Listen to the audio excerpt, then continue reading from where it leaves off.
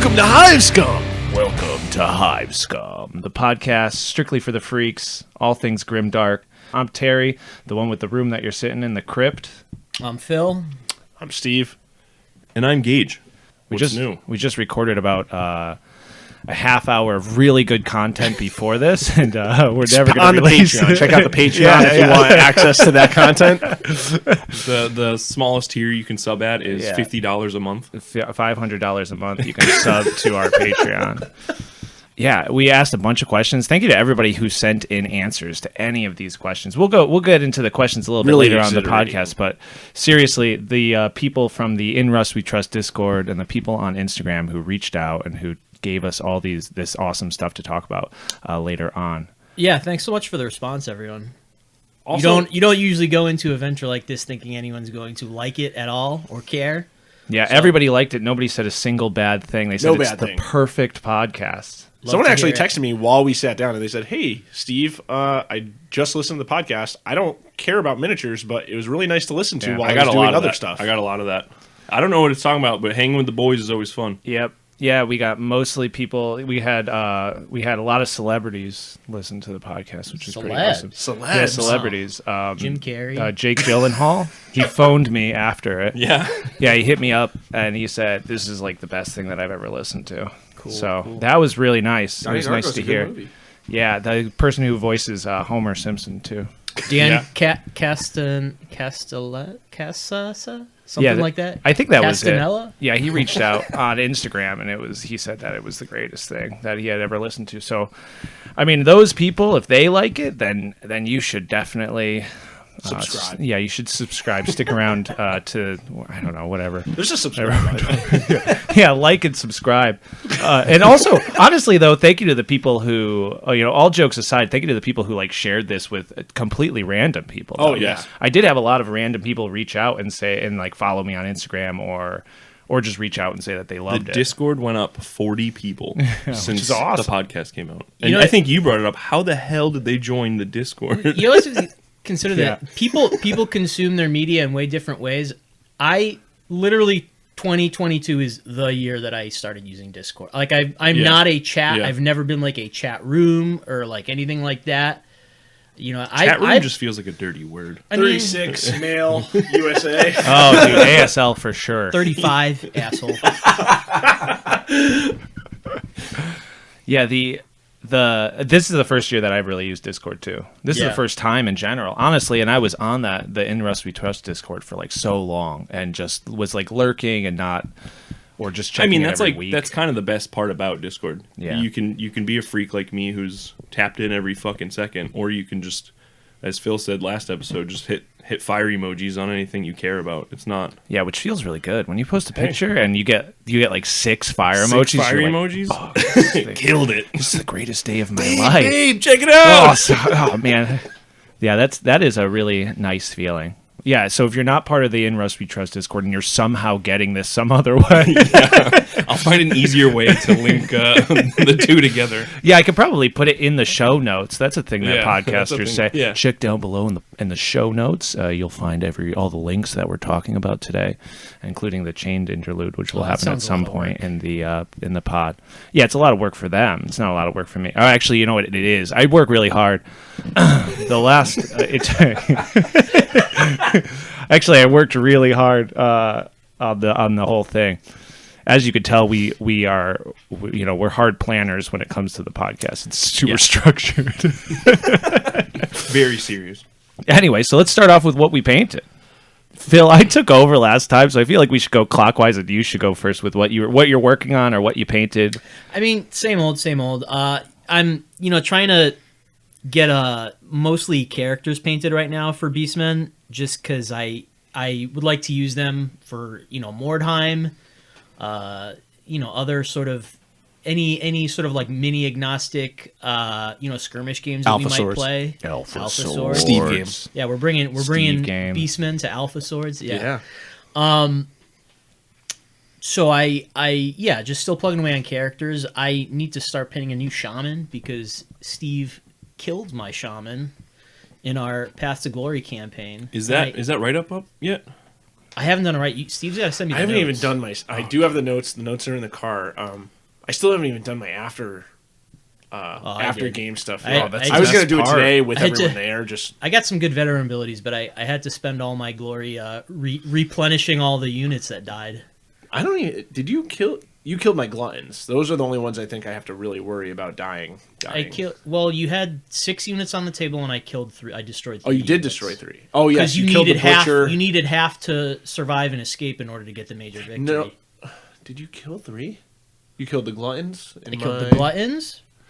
I killed 1 unit of lead belchers, and I killed the shaman. That was it. Yeah, butcher. Yeah. So to just completely take over while you're talking about painting, Terry was talking about writing up narratives.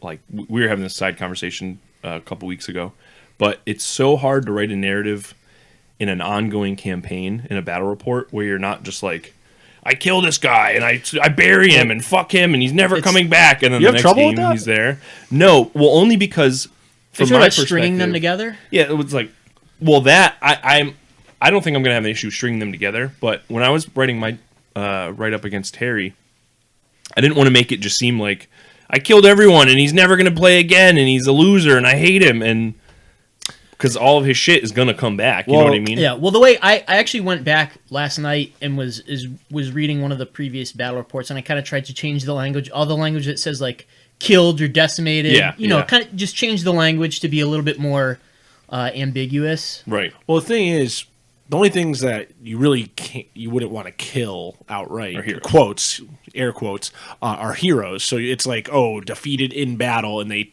fled the battle, or whatever. I think it's a little easier with. I know we're just picking on Terry now, but he's got a bunch of undead guys. Yeah.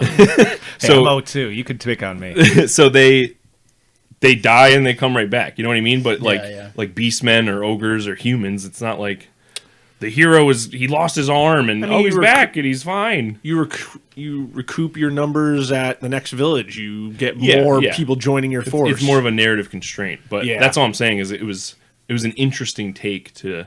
Yeah, it's. I'm just gonna sit down and write this battle report. And I'm like, I can't just say like I won. Hey, today's my day. I'm playing Phil today. I'm the winner. Shout out to Battle Standard again.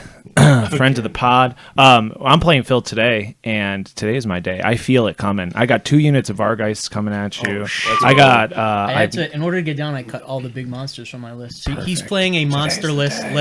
Ooh, today's the day. Yeah, and a shamanless list. I haven't recruited a new shaman yet. Perfecto. Today I am ready to take it. But 2 units of Vargeists. About this though.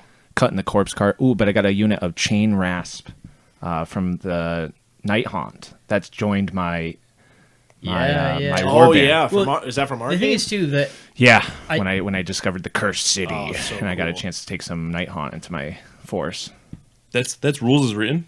Dude, yeah, it's in the White Dwarf for the updates for so Soulfall. Sick. It is the coolest thing. So I just get to pick whatever dead unit or dead like Grand Alliance Death Army. I can take whatever. What's cool is if, say, you didn't even have those models, that would give you like a hobby, inspiration. Yeah. Like, okay, go find these and make them. Yeah, if I didn't already buy them from the boy Eric, I would have totally just kit bashed them and made them myself. Yeah, but I have a ton of just Night Haunt kicking around, so it's perfect. The other thing too is one of the territories that you can claim gives you extra allies, and so I was kind of thinking what could I do for allies with Beastmen?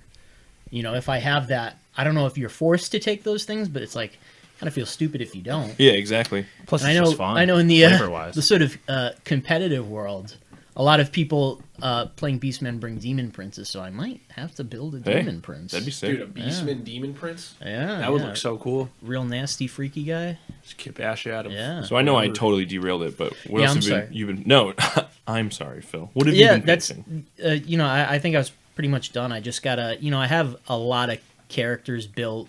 Some are classic sculpts. A lot of them are kit bashes, light kit bashes. I'm not as prolific of a kit basher as the rest of the folks here, but I gotta get another shaman painted up because I will not use the same model. Each model is just about to ask you. That's very adamant. Each model's got a name, nice. so they dip it in gold and put it on the shelf. Take a little sculpture out of it. No, I would never do that. Dip it in rust. Yeah, the dirty down, but you can't shake it first. Pro tip: don't shake your dirty down. just use it straight from the pot. Just leave all the gunk at the bottom. If you don't hear a ball bearing moving in the paint, that's good. That's good. Leave it outside. Is there a ball bearing in it? Yeah, leave it out in the cold. I don't know if I ever fucking... Dude, I'm such a fucking bad hobby. I don't... The one time that I used Dirty on, I don't think I definitely... It's... You're supposed to like warm it up too, right? Well, I don't know. I don't Didn't really do that. warm it up, but I shake the shit. You know what I think I did? It. I literally, I think I took the cap off and brushed on the residue that was inside the cap, and was like, worst "Wow, I can't believe this! I'm not getting the desired effects." Yeah, that is. Yeah, I don't. I never warmed it up, but I shake the shit out of it. It wiped off so easily with just like a wet Q-tip. Yeah. So it does wipe off pretty easy. You definitely have to seal. I know it's against my namesake, no clear coat, but you have to seal. Wow. It'll probably flake right I out. love clear coat. Yeah. I mean, me too. I just clear coated my floors today. Yeah, that's it for me. What about you, Steve? What are you doing? I know that most of your hobby right now has been house. Yeah, I your house. sanded and Hobby polyurethane the floor. In the Very hobby sick. room, though. In the hobby room. It's definitely hobby adjacent. Oh no, I did some hobbying. I went to Brother Paul's house. The We got some work done on the Mordheim terrain. God, nice. So Paul, being the genius that he is, hired some. I don't know who the guy was. He hired someone to make us custom STLs for. Like a Fiverr guy or something? I don't know. I don't even know where he found him, Wow. but he made us custom. It's almost like Legos with how they're set up. They're so Modular? very Wow. modular. That's very. awesome. So the bottom floor is one size, then there's a second floor it's a little bit bigger, and then a third floor that's even bigger. The first floor is textured like brick, and then everything else is just flat. But all the windows and doors are cut out, and there's a spot to put 1/2-inch balsa wood, so you can see like the joists. Very classic, Renaissance houses. Like it. There's actually some in the box right behind me. He gave some to Terry. I'm gonna do my best, paint up some for you guys. I know after the Mordheim event, or maybe even before, we had talked about releasing the STLs for everyone to use. But Oh, that'd be sick. they're pretty awesome. They go together really well. You can do almost anything with them. So we spent, I'd say, about 5 hours with his buddy Painter. I think that was his last name. His boy's last name is Painter. I think, or that's what he was calling him. Well, he's the guy to ask. Yeah, I don't know, but Yeah, he was there at Paul's house. We were building. Nino was there doing Sniper City, Sniper Town, baby. Dude, Sniper Town 28 is coming soon. Too. That board was awesome. Yeah, just a 10-year-old I told sniper. him he's got to have his son write all the rules, and we're gonna publish it. Put it in the zine. Oh yeah, Yeah, he's awesome. Have you do the art direction with him? Yeah. Oh, it'll just be like Richard Scarry meets John Blanche. Just little Apple cars driving around, but like they're just like weird, demorphed goblins. rotting apples. Yeah, just like rotting apples just falling behind. Yeah, totally. So yeah, Painter. we built. What's his first name? I don't know. Good. I feel like really bad because he was very pleasant to. I like. He was very pleasant. I think it was one of his neighbors, maybe. I don't know. I feel really bad not remembering his name. I just remember he called him Painter. Was it he any really of nice. the normal guys that are over there? There's what's his name, Dean, and then I think Ryan's the other guy, right? That hangs out. No, I don't think that was Friends him. of the pod. I had not seen You him know Paul's before. friends? Paul's Yeah. I friends. think Yeah, one of them is named Pat. Pat. That's It Pat was not Dean. Pat. That's Dean. Yeah, He's okay. famous Pat Dean. But Empire player. Yep. Yeah, is Pat My the one brother-in-law. whose uncle is I think so. the yeah. illustrator for The White Dwarf original and AD&D Yes, that's it. monster manual. Yes. Crazy. We got to get him on the pod. Dude. Pat? No, his fucking dad. uncle. But we should get Pat. We should Pat's get really Pat on cool, it. That's too. awesome. I mean, yeah, he's a really good player. My Yes. uncle works for Nintendo. I got a Switch. I don't free. actually have. I got a Switch for free for Christmas. Got a basketball game tomorrow. But yeah, we built buildings for like 5 hours and got, I would say, about 11 buildings squared away for so far. Dude, you should release the STLs for free and then be like, if you want them. No, don't even release them, but be like, reach out if you want free STLs. You have to make them and bring them to the Mordheim Okay. event. Right now, we're announcing that. If you reach out to the podcast or me at South of Heaven on Instagram or come to the Mordheim New England Discord, reach out. We'll give you the STLs if you bring them to the Mordheim event. There Shout it out. is. I mean, that would be Nemo 23. Nemo 23, baby. Oh, nice, dude. Nemo is so cool. Finding Nemo when they have to when they have to look around and be like, damn, because it is kind of a weird little unassuming building that the... Oh, yes. You don't realize how big it is. You were going way deeper into a Finding Nemo tangent there. Dude, we're off Minions. This episode is Finding Nemo. I honestly, I've got a Finding Nemo tangent. Go off. In the chamber, so don't. No, go off. Because Finding Nemo is really good.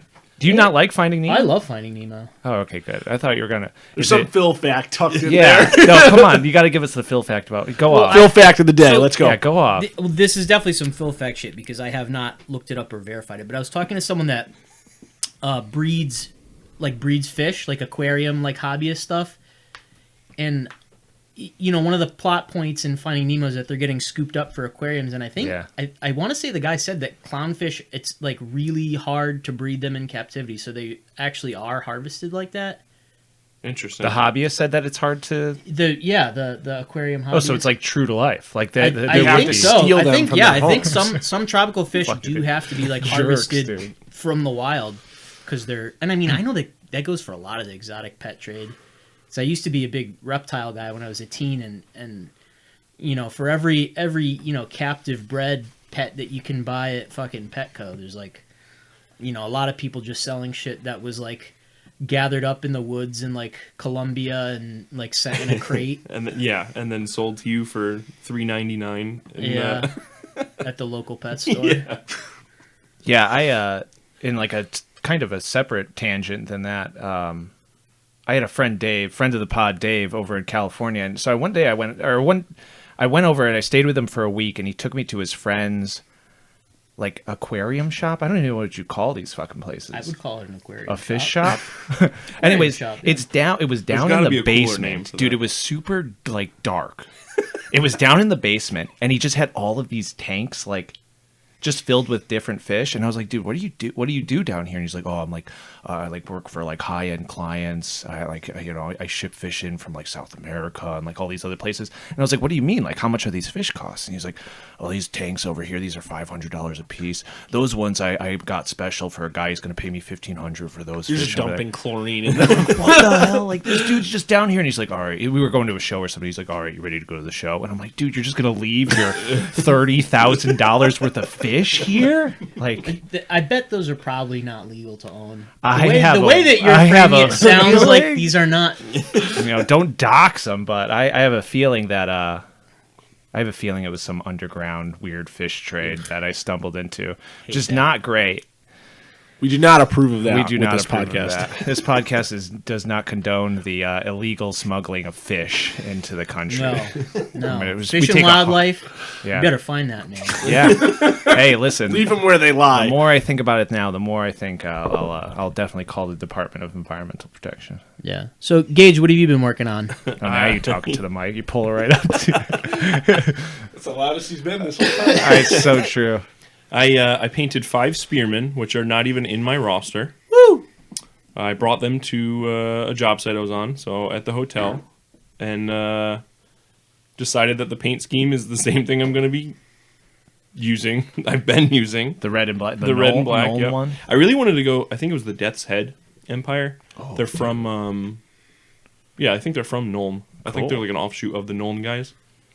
But then I just never did any of the Death's Head shit, so I'm just doing the What's black. What do you have to do differently? They have to wear skeleton masks. Weird. Skull masks. Yeah, that not sounds like a skeleton lot of masks. work. You got to paint it over their face. Well, all the ones here I we go, found 40 for minutes. Oh, dude, like tribal, like skeleton. No. You gotta give them all kiss makeup. That would be I'll like adjacent to black metal makeup. Yeah. No, all the old white dwarfs that I found with the Death's Head guys in it is just like really. It's like the shield that has like the crown and the skull on it. They cut that out and it's just a flat mask just glued to the front. That's awful. It looks. Yeah. They look cool, but I don't know. I think it would be cooler with what you're talking about, like face paint on them, or just use a skeleton head and call it a mask. yeah, exactly. Yeah. Dude, and just buy the 350 Citadel skulls. I mean, you could go. just print a million. Yeah, I would probably upscale them too and print them so they fit a little better than. I have an oregano container over there just filled with the Citadel skulls. I like them. I mean, they're sick. hot Especially take. just throwing them in whatever. I think the price point is just bad. Ridiculous. What's the price Very per bad. Boxo Skulls? $35, I think, Holy or shit. plus. It might be like 40 or so. I think it's $40. But I had to have it. But- I used a gift card at Games Workshop. What is what's the like? There's some skulls in there that you can't get outside of any other kit. Dude, there's like there's orc skulls. Or? There's sick orc skulls. There's Tyranid skulls. There's like a giant freaking, I don't even know what it, but it must be just from some big Tyranid guy or something, like a big old skull in there. There's a bunch of like, what is the battle line corn unit? Bloodletters? Yeah. Yeah, there's a bunch of bloodletter skulls in there. There's a ton of weird stuff in there. Yeah. Yeah. This just in. Uh-oh. Beep, beep, beep, beep, beep, beep, Friend of the hot news. podcast, Haley. Oh, cool. Phil does, in fact, have a radio voice. Yeah, it's All true. right. I'll accept it. The fans have confirmed that Okay. Phil is the radio guy. It's true. Okay. I'll take it. Yeah.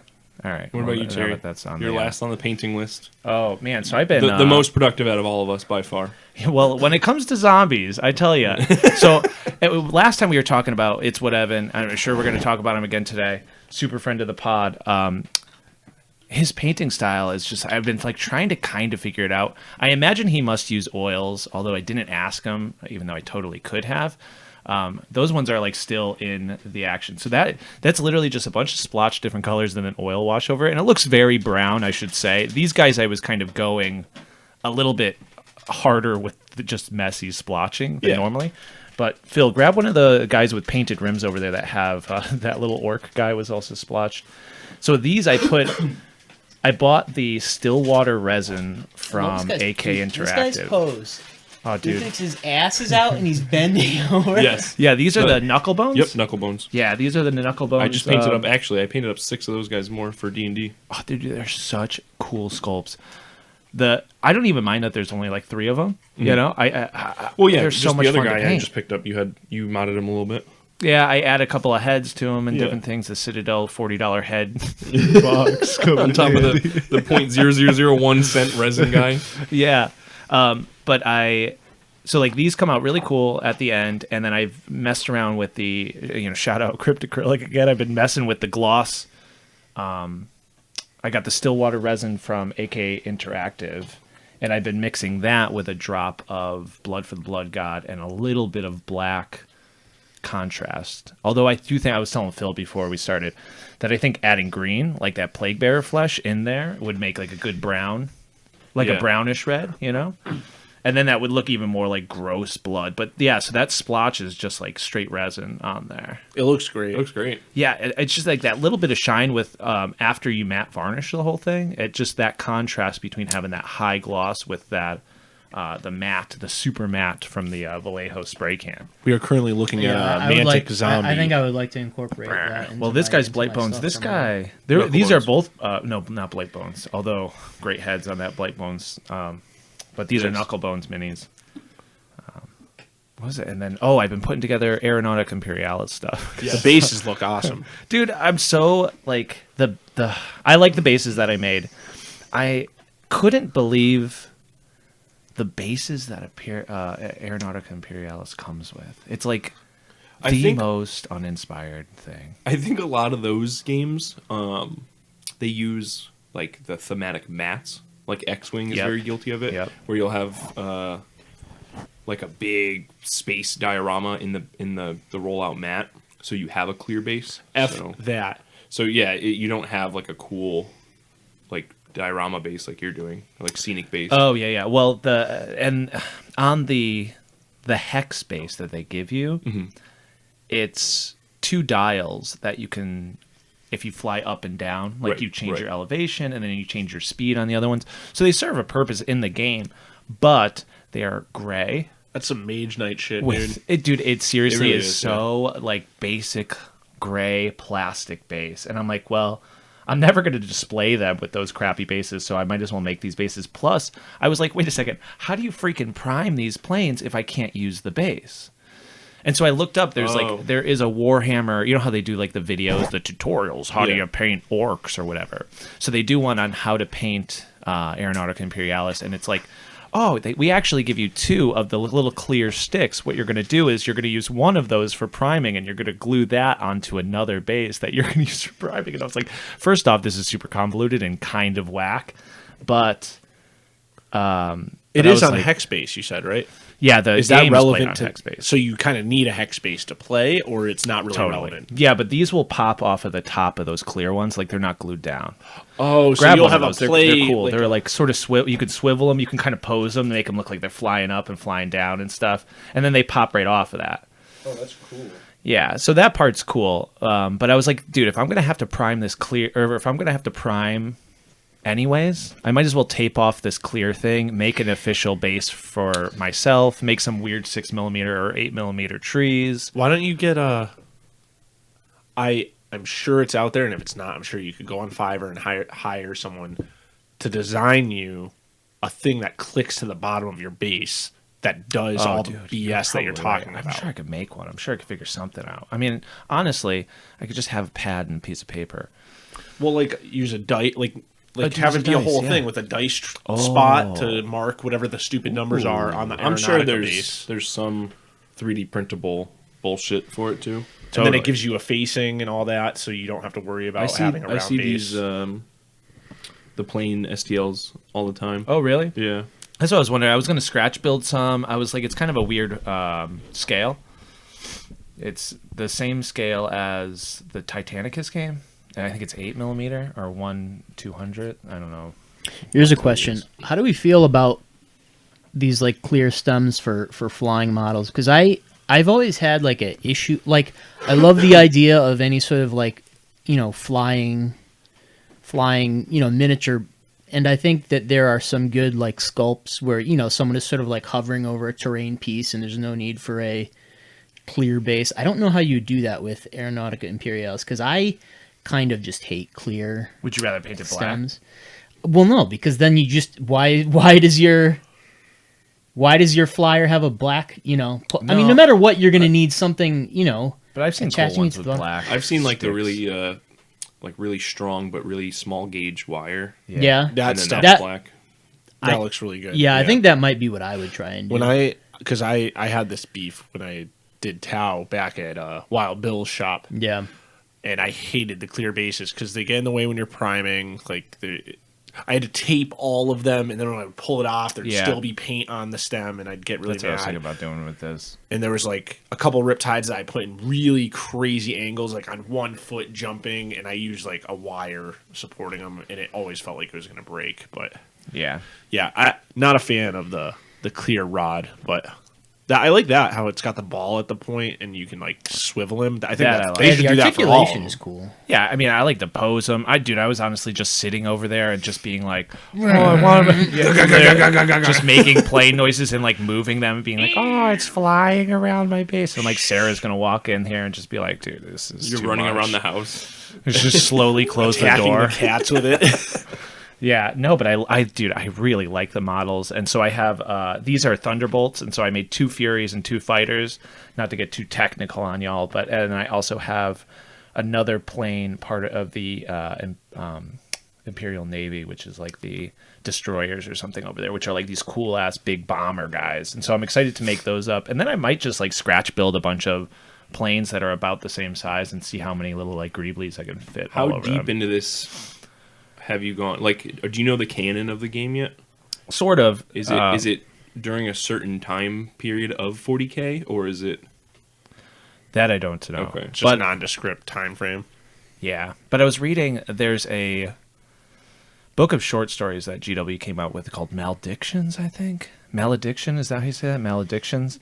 I look over at Phil because he's my pronunciation guy. So Malediction. So this book of short stories, and one of the books is about a group of fighter pilots in the 41st millennium, and they get like, I don't know, there's all these plague bearers like coming through a wall, and like a giant like Nurgle, giant like, what do they call the big great unclean one? Great, yeah, kind of a great unclean one, like coming through the wall, and so they get in their like fighter jets, and they have to like fly to the top of a hive spire and like blow out this like conjurer that's like doing all of this like stuff up there to conjure these plague guys. And so it's really cool, dude. And I loved the short story. I loved reading about like all of the flight maneuvers, and it was kind of very technical, like a lot of their writing is. And ever since then, I'm like, oh, I just want to make these cool ass planes. Hell yeah! And this is a great way to do them smaller size, so I'm not paying like Forge World prices to get like a Thunderbolt for whatever. Are you gonna paint those? Just do you have a scheme in mind or anything? Yeah, I got this camouflage. I know I have. I was an gonna airbrush ask if it's camouflage. I know I have an airbrush now, and I should be like practicing. This would be perfect to practice using the airbrush with. But I got the Rust-Oleum camouflage because it's super matte. And ever since I messed around with those zombies, instead of painting them with black paint and then white zenithal, I did that black paint, and then I took the 2X blue and the 2X green for the Rust-Oleum and just sprayed those with the zenithal and that. And it's not super obvious, but if you look at these guys, they do have like kind of a bluish green tone to them instead of that like just standard white zenithal. So with these planes, I'm gonna give them a quick coat of black, and then I'm just gonna blast that camo color over it. And then when I put an oil wash over the green, it's gonna look perfect. It's gonna be like this really dungy, like dingy looking, I don't know, brownish green that looks like it's been flying through through the jungles. Yeah, totally. Now, and I'm gonna put some yellow stripes and maybe some numbers on them. Oh, dude. Too. Yeah, safety stripes. Totally, like really like U.S. military. Do it right planes. around the engines and everything. Yeah. You gotta do little check marks, little hash marks for all their kills. Oh yeah, dude, that's really cool. Real tiny little. Now I've used this camouflage paint before. Does it suck? It sucks for what I used it for. I mean, I used it for something. Is it really thick? Is it just like a military green? Yeah, bring the can over. I think it's supposed to be like multiple. It's exclusive for spray painting your rusted It's a multiple F-150. Yeah. Oh no, dude. Honestly, yeah, I think it's meant to be like. I looked up like what is this color going to look like at the end, and so many of the image search that came up when I looked up the army green Rust-Oleum camouflage was just like, I painted my whole Dodge Ram My with whole this truck with rattle shit. cans. and it looked so bad. It only took me 18 cans to do a door panel. That color is awesome, but so I didn't use that one. I used the one that has like it's like a blend of colors. It almost comes out like camouflage when you spray it. I mean, that's There's really a lead cool. warning on this can.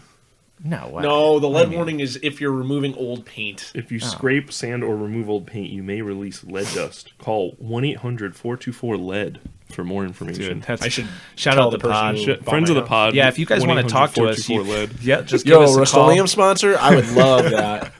Honestly, I bet you. That's the only place I really want to get sponsored. Oh, Rust-Oleum. We should send them an email. I got a little Phil fact for you. What is it? Quick Color, the GOAT, the best spray my paint. favorite. Yeah. Is just Rust-Oleum. No way. It's like It's the same is it company. owned by 'em? Yeah, they own. it's like when they repackage hot sauce or whatever. That makes sense why like it works a so Ghost well. Kitchen or whatever that shit's called. What?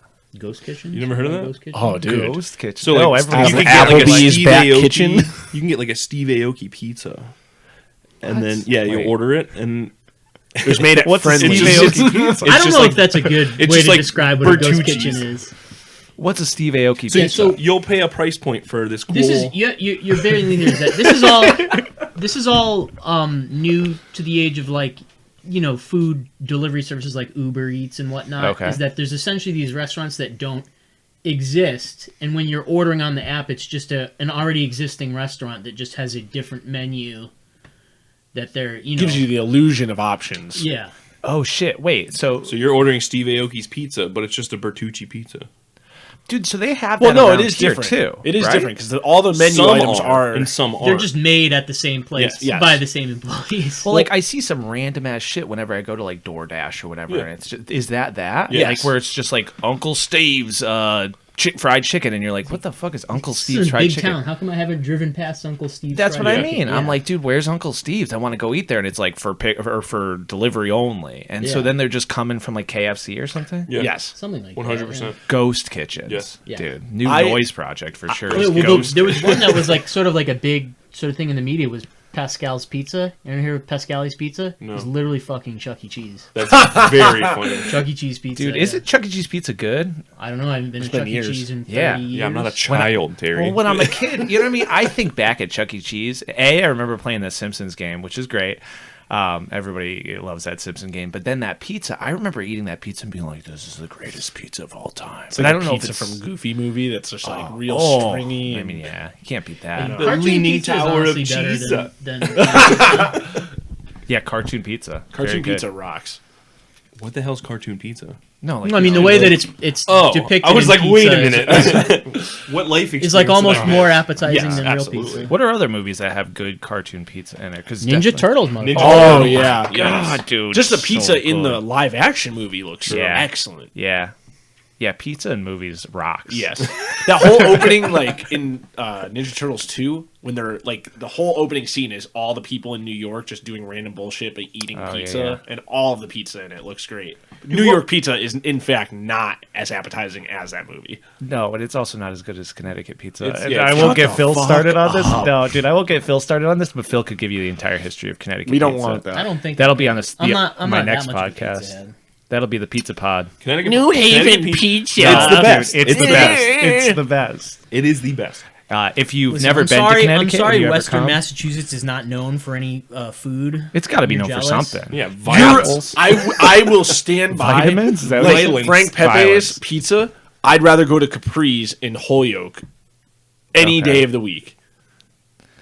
Any Sucks day. Why, for you. why isn't? Yeah, I mean, yeah, sucks Like, for no, you. it's like I don't know what that is. It sounds good. I'm sure I'd eat it. Capri's sure is it's a pizza good. establishment that has existed since like the 50s. Dude, you know what we got to shout out though, really quick? The Dugout Cafe in Chicopee. I don't know Talk if you're about freaking- fucking with me. No, because I do the pizza that we got from that place. We just like when we were playing D&D, we got like 2 giant sheet pizzas. That shit was so. It was like buff chicken. Do you want a fact? You want a? It's a Steve fact. Oh God, is it a bad place or It's something? I mean, I won't omit where I work, but That's there's not some- Costco pizza. no. Is it a ghost kitchen? ghost- No, it's no, just like the establishment itself is Oh, known God. as like a coke den. Like there was a period where there was like come on. 3 Isn't that shootings just, like, a there in lot a of month. kitchens? I was gonna say Like, that. Isn't that just all fucking food like places? It looks like the kind of place that would happen though. When Yeah. you go in there, it's you just just like, get stabbed if like it's a you're just very Keno. grim place. There's like 20 Keno machines just Stab like you for ordering. lock- How dare you order? How dare you buy our? Well, it's pizza? just I guess it's crazy for me because I grew up down the street from that place, and the neighborhood was fine Yeah, when yeah. I was a kid, and we would like, in my day, Yeah, come on. I could order a We- pizza when I was 14 years Times old. are changing. no, when I was nickel.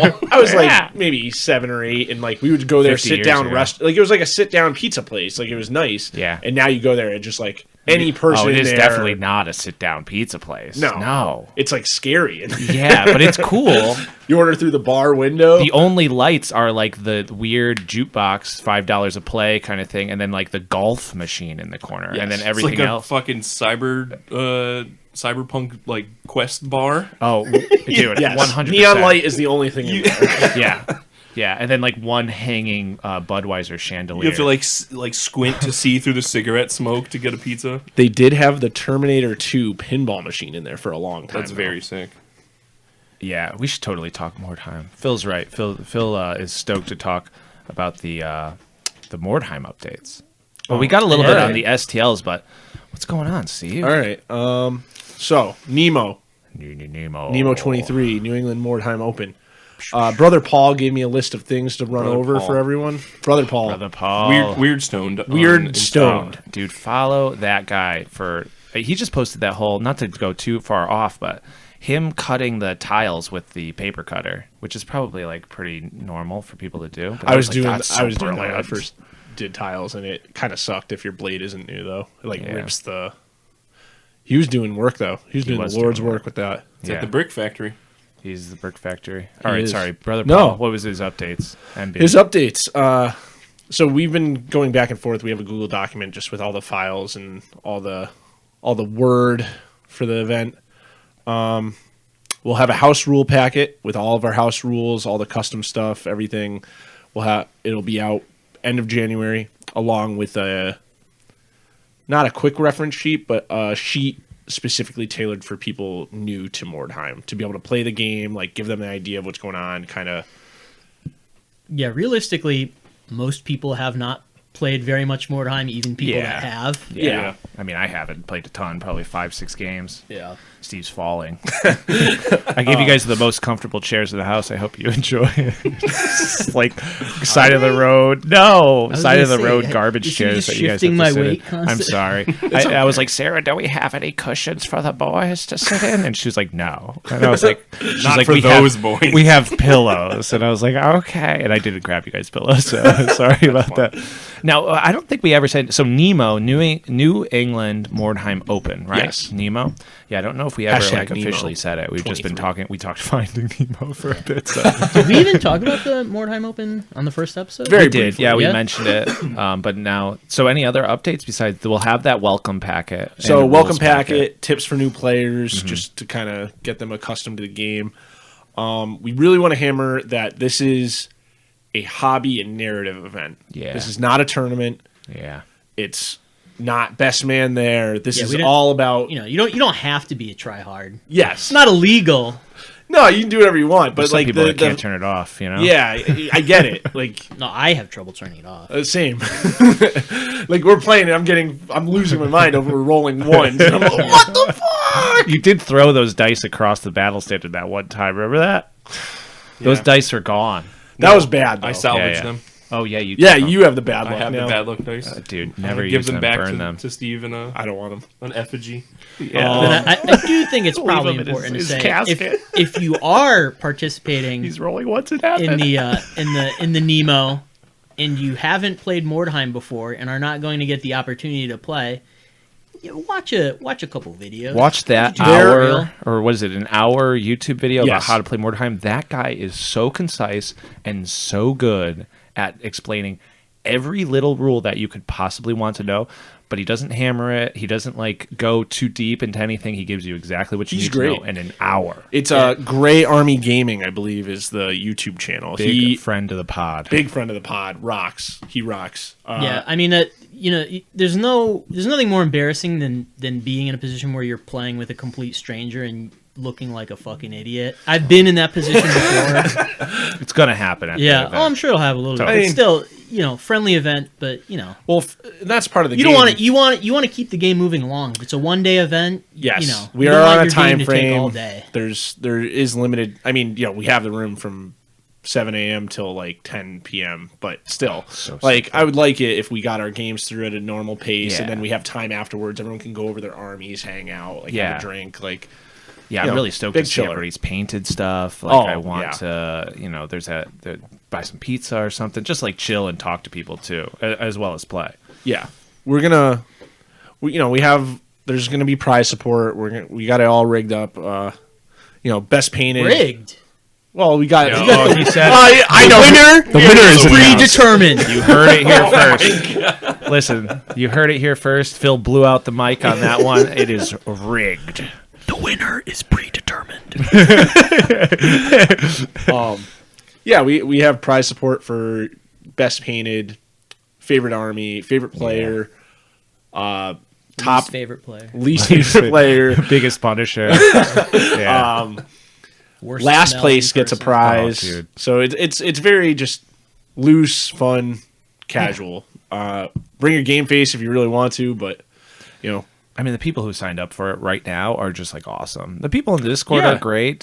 Join the Discord if you want to get in on it. I don't know if a game like Mordheim really attracts the hyper competitive person anyway. I don't think so. I know it exists, and I hear the fabled 20 clan rats with slings and daggers and swords, and just I love that. That's a list. I should just bring that because it'd be really and then just be bad with it and not know how to play. Wait, I didn't know this was. It's kind of a thing where is this good? A game obscure enough that you only have the opportunity to play a couple times a year and just go in with just such a shithead mentality. Yeah, just I'm just gonna make everyone absolutely mad. Punish the one person you're playing with.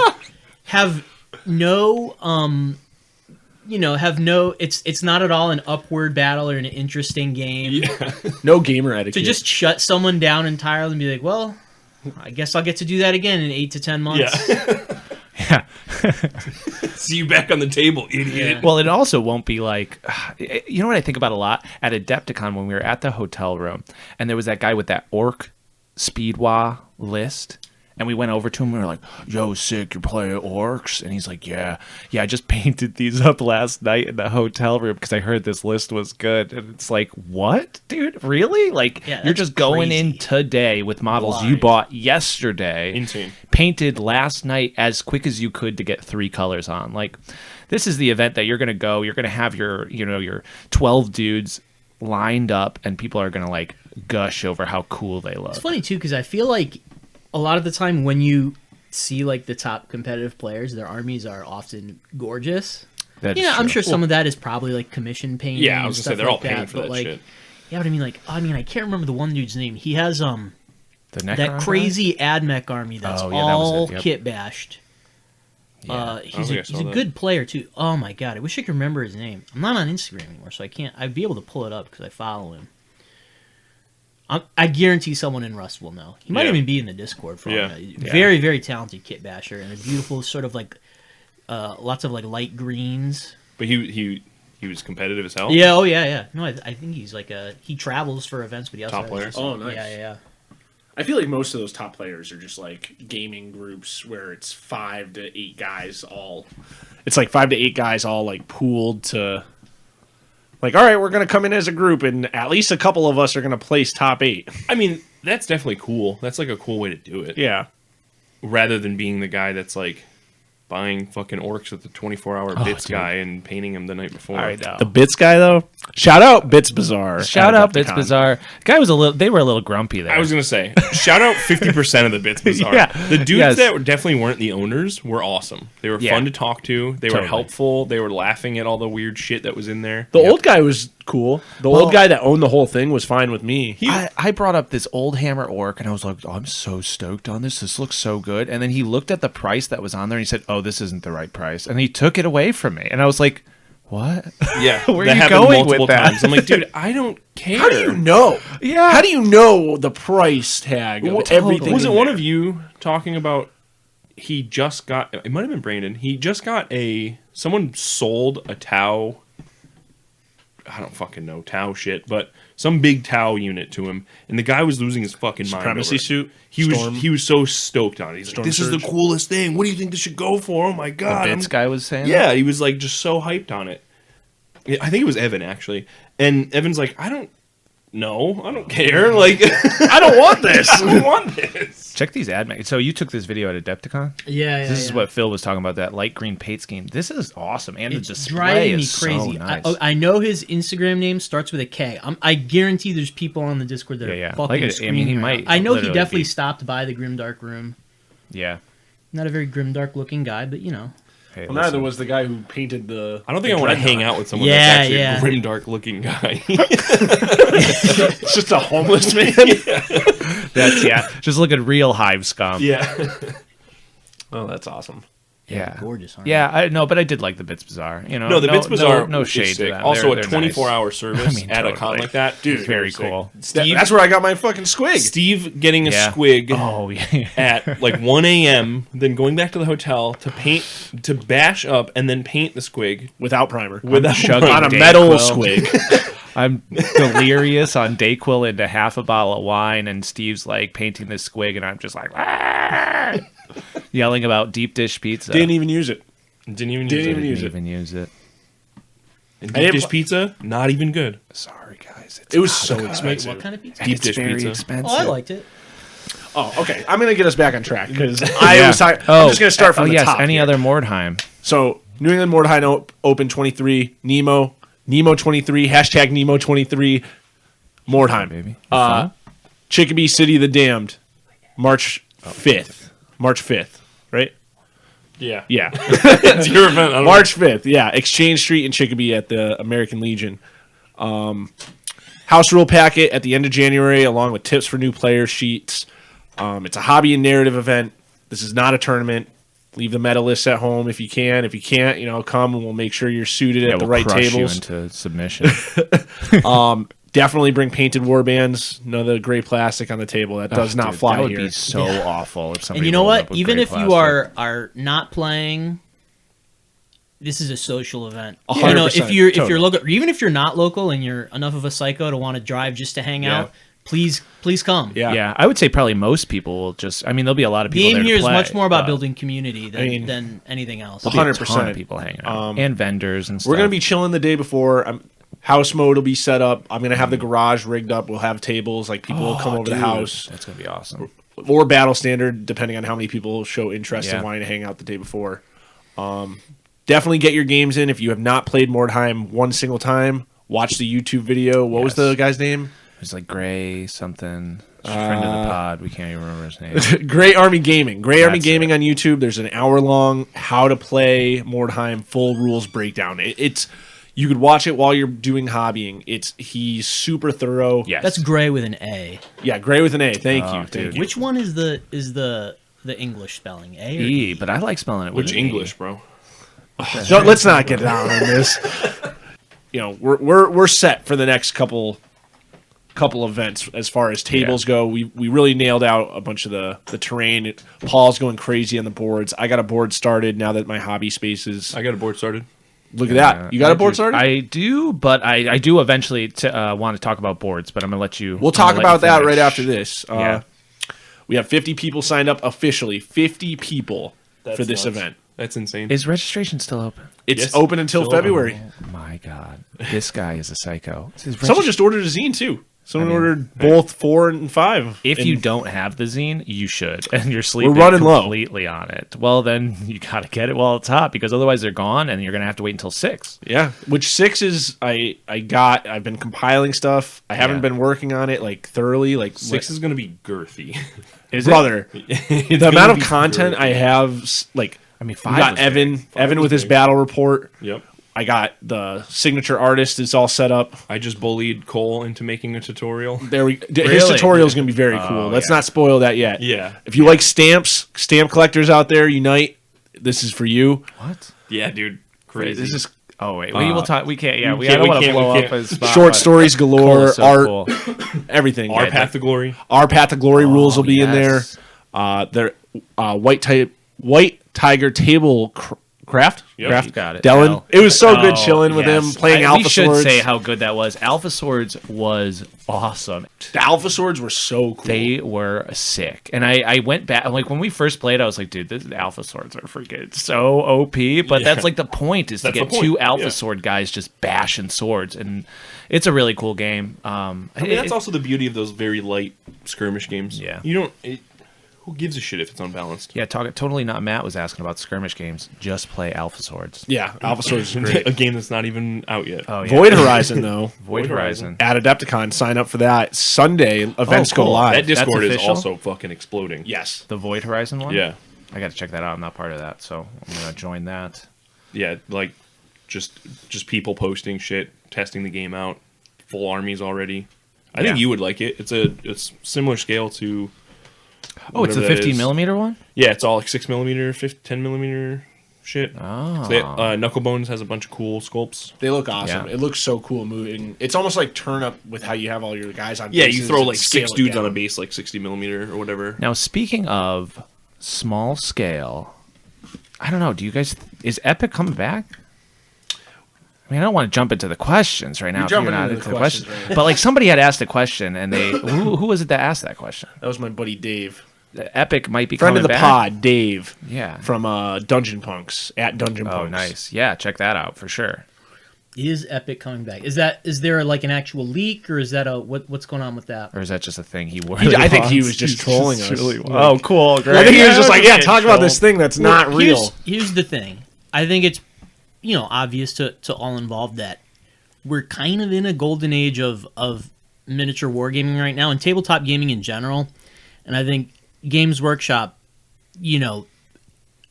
has all these old specialist games and all this IP that they almost certainly want to cash in on, and they see that the time is the time is right. The time is nigh. The time is nigh. I think they're going to bring back a lot of the specialist games. They should. Really? I think so. I mean, they're going to try. I think the exact opposite. I think they want nothing Really? to do with it. Yeah, I think if anything, they might start trimming more fat. What do you think think they so? would trim if they were going to trim some? I don't- Warcry I and don't stuff? know. What gives you that impression? I think with all the hype over what's his face going into the fucking movie production. Oh, Cavill? Yeah. Yeah. Cool. I think they're going to try and force people into the properties that make the most money. Yeah. 40K in AOS? Not even AOS. Just 40K. Just 40K. I mean, yeah, 40K. I think AOS makes money. Even what? Like, yeah, I'm sure. last week I mean, they it's just gotta be announced that, like, game. not Kill Team variant, but boarding action. But yeah. Yeah. So I watched the video this morning about how to play it. I think that Oxel is very smart because all the dudes that wanted to play heroes in Kill Team 1 that can't do it in Kill Team 2 can now do it in 40K. Yeah, it does seem like a lot of their game systems are pretty redundant. Yeah, absolutely. But like, why? But you always have to consider, like, they're a company that makes most of their money off models. If they can make a couple extra dollars off of, like, you know, some rule books that someone kind of like half-assed, they'll do it. I feel like that's got to be all the Underworld shit. Yeah. Like, do you know a single person that plays any of those games? I would. Okay, like so here's to, the thing. but... Even if we don't, you always have to remember that with tabletop gaming, there's just scenes that just exist. Yeah. Because, you know, I've listened to podcasts where all they fucking play is Underworlds. There's lots of people that the only game that they play is things like Underworlds or Warcry. Mm-hmm. I mean, I think it was very smart for them allowing that shit into Age of Sigmar. I think that is... Like, I bought the Hexbane Hunters for that very reason. They're going to roll. I wanted to run them in my Path Well, I mean, to they Glory. always... Yeah. I mean, they always sort of, like, want those miniatures to, you know, be usable in different game systems because that obviously opens up more, you know, customers. Because there's a lot of people who care much more about gaming than you know, hobby stuff. Yeah. They're not posting their Underworlds armies on and a lot of Instagram people are for... weird sticklers about using the proper branding. models. Yeah. So they'll buy a box game, you know, whether or not they care about the models. Why not capitalize? Go ahead, Steve. I actually was thinking about this earlier when you were talking about the Aeronautica like boards and how they're like, oh, the scenic, cool rollout mats. Bullshit. It's bullshit. Don't sell me a fucking mat that's one dimensional. That, like, I don't want to play on that. And that was my beef with Necromunda when they released that box set. It was a board game. There was no real terrain other than little doors you put on the board. Beautiful doors. Bullshit. Space Hulk. Bullshit. Dude, you couldn't even give us a Zone Hulk Mortalis board in that first Necromunda release. And that's what really pushed... That's why I never really got into Necromunda. I remember seeing that come out. I was like, this is going to be awesome. Yeah. My brother's going to get back into Necromunda. And then my brother saw the box. It was like, that's not Necromunda. Yeah. Now, why not capitalize on all... Like, every other company is capitalizing on nostalgia. Why doesn't Games Workshop just go, we're bringing back Epic, we're bringing back War Master, or whatever, and then just do it? That specialty where they bring back, like, old Hammer sculpts, but in plastic for the first time, and they charge you fucking arm and leg. $50. I don't think they're plastic. I think they're resin. Where's this? It's even worse. They're old metal sculpts that go back in resin. What? Where's this? Only on the Games sort Workshop of, website. They rotate them. You know, they'll have a certain amount of old sculpts available for a limited time. Yeah, That's like, pretty hey, and then they'll go away, and then they'll bring out. Here they are for I do $45 love those fucking shitty old dollars. Scouts. I don't want to pay $45 freaking dollars for them. But it's like, I think that they could bring back all of these old games, repackage them, just reprint the old rule book that they have, and then sell them. Reprint the printable scenery. Yeah. All the scenery was cardstock, and people loved it. And I don't think that feeling has gone away. People still like that. Why wait on Mordheim to bring it back? Just make a lot of money. The scene has already done the work for you. Instead of people just going to their local print shops to print off the PDF rule books, $15. you could for $15 you could get the whole rule book. You could instead be Games Workshop and make a ton of money just printing this $40 rule book, this $50 rule book. 100%. And like, you don't even have to do anything. Take the errata, take it all, Totally. just dump it in the PDF, 100%. print it. The game is made. It doesn't. They even have the file still for the printable scenery. Like, there's no 100%. I don't understand it. Which, not to spin away from this, if you are coming to Nemo 23, go to broheim.net and print out the rulebook at your local print shop. It's like $15 to $20 to have it spiral bound and bound and everything. We'll have copies, but just, maybe don't bring your original Mordheim book with you. Yeah, just a thought. Your $200 on eBay Mordheim book, and then you can write in it. And then you could write in this $15 rulebook. You can do whatever you want in there. Dude, I still kick myself. I missed out on, you know how occasionally there'll be like Goodwill posts, but on Amazon? Like you'll go to the Amazon used section and it'll be like Goodwill of Atlanta. So there was 3 Goodwill books that popped up for Mordheim for $40 each, and I told Paul, like, the first time we hung out, I was like, Paul, I looked up on the Amazon and there was a rule book going for $40, and he was like, no, that's like an impossible, like that. They don't sell for that cheap. And I went back and I was like, oh, they're not there. And I was like, oh, I should just grabbed all 3. Someone got them. Like an idiot. Now I would have, but there's one for sale right now. I'm looking at it. Well, how much? It's probably $75, $80. 140. Wow. $260.95. No, I win. That for that's paperback with $4 shipping. That's an insane price. Can you pass me one of those delicious bars? Gage made delicious bars. I did not. My fiance did. Yes. Gage Danny, friend of the pod, Danny. Yes, Danny, who you ate all of her chocolate chips, and now I can put you on blast. I've been waiting for this moment to put you on blast about eating all of the chocolate chips when you knew Danny was going to bake. You knew she was going to bake. I did. And you ate them all. I answered the phone on speaker, and Danny's screaming at me about chocolate chips. And Terry and I are just laughing our asses off. I was not laughing, Danny. Just saying. Just keep bringing it back to Nemo at this point. She will be making these and much more for delicious treats. Delicious treats. She did so good with Silly Little Treats. Silly Little Treats, the shop. The shop that was a beautiful sign. I'm looking right now at, because I was looking at the Mordheim book on there. We're shopping on the pod. And now I'm shopping. I'm on Amazon, and they have a 4-pack of different colored leaves that come in a little shaker jar, and I'm now purchasing that for $17. Now, wait, can we talk about our favorite? What was the question? Somebody. Now we're. I'm throwing questions out as we go. No, because like there's a question that goes along with like our favorite weathering technique or weathering product, which is actually a really good question. What is everyone's favorite weathering product? This is from a question from Bitsbib Orcs. Is that how you would say that? Oh, that guy rocks. Yeah, he's great. Yeah, he just followed me. Shout out, friend of the pod, Bitsbib Orcs. Yeah, he is very cool. Very good stuff. So, around the table we go. We'll start with Terry. Oh, okay, I'll start. Favorite weathering product? Dude, if you take Dirty Down Rust and you don't shake it at all, you just take the skim off the top. No, my favorite weathering technique or weathering product, I really like the pigment powder from Vallejo. I don't use it a ton because I forget that I have it, but then when I do use it, it looks so good. And honestly, like if you take the rust and you shake it for about 15 minutes and you just sit there till you have carpal tunnel, you can then take that rust dirty down, and I mean it's kind of unbeatable. Plus oil washes. Those are probably my 3 favorite weathering products and weathering techniques. How about you, Phil? Phil's pretty clean with his paint jobs. Yeah, I don't think I've ever used any weathering products. Yeah. I'm a poser. No, dude, you just have a very clean style. Yeah, it's funny too because like I think people in the Discord were posting pictures of their hobby setups, and I took a picture of mine and looked at it. I'm like, oh fuck, man! Like 90% of my paints are Games Workshop. I don't want to get made fun of. I'm not posting it. No. There's nothing wrong with that. I'd say probably. I probably have 50-50 split between Vallejo and GW stuff. I mean, it's hard to beat the contrast stuff. Yeah. But I feel like there was you tried the dirty down, but you definitely, no. Do you do any basing stuff, like any weird stuff with your bases? You just do kind of sand down there? I mean, I don't really do any crazy basing. No. Okay. Yeah. I mean, speaking of weathering stuff, I mean, honestly, if you want to go into basing, like, getting a coffee grinder and grinding up a bunch of random shit from the woods.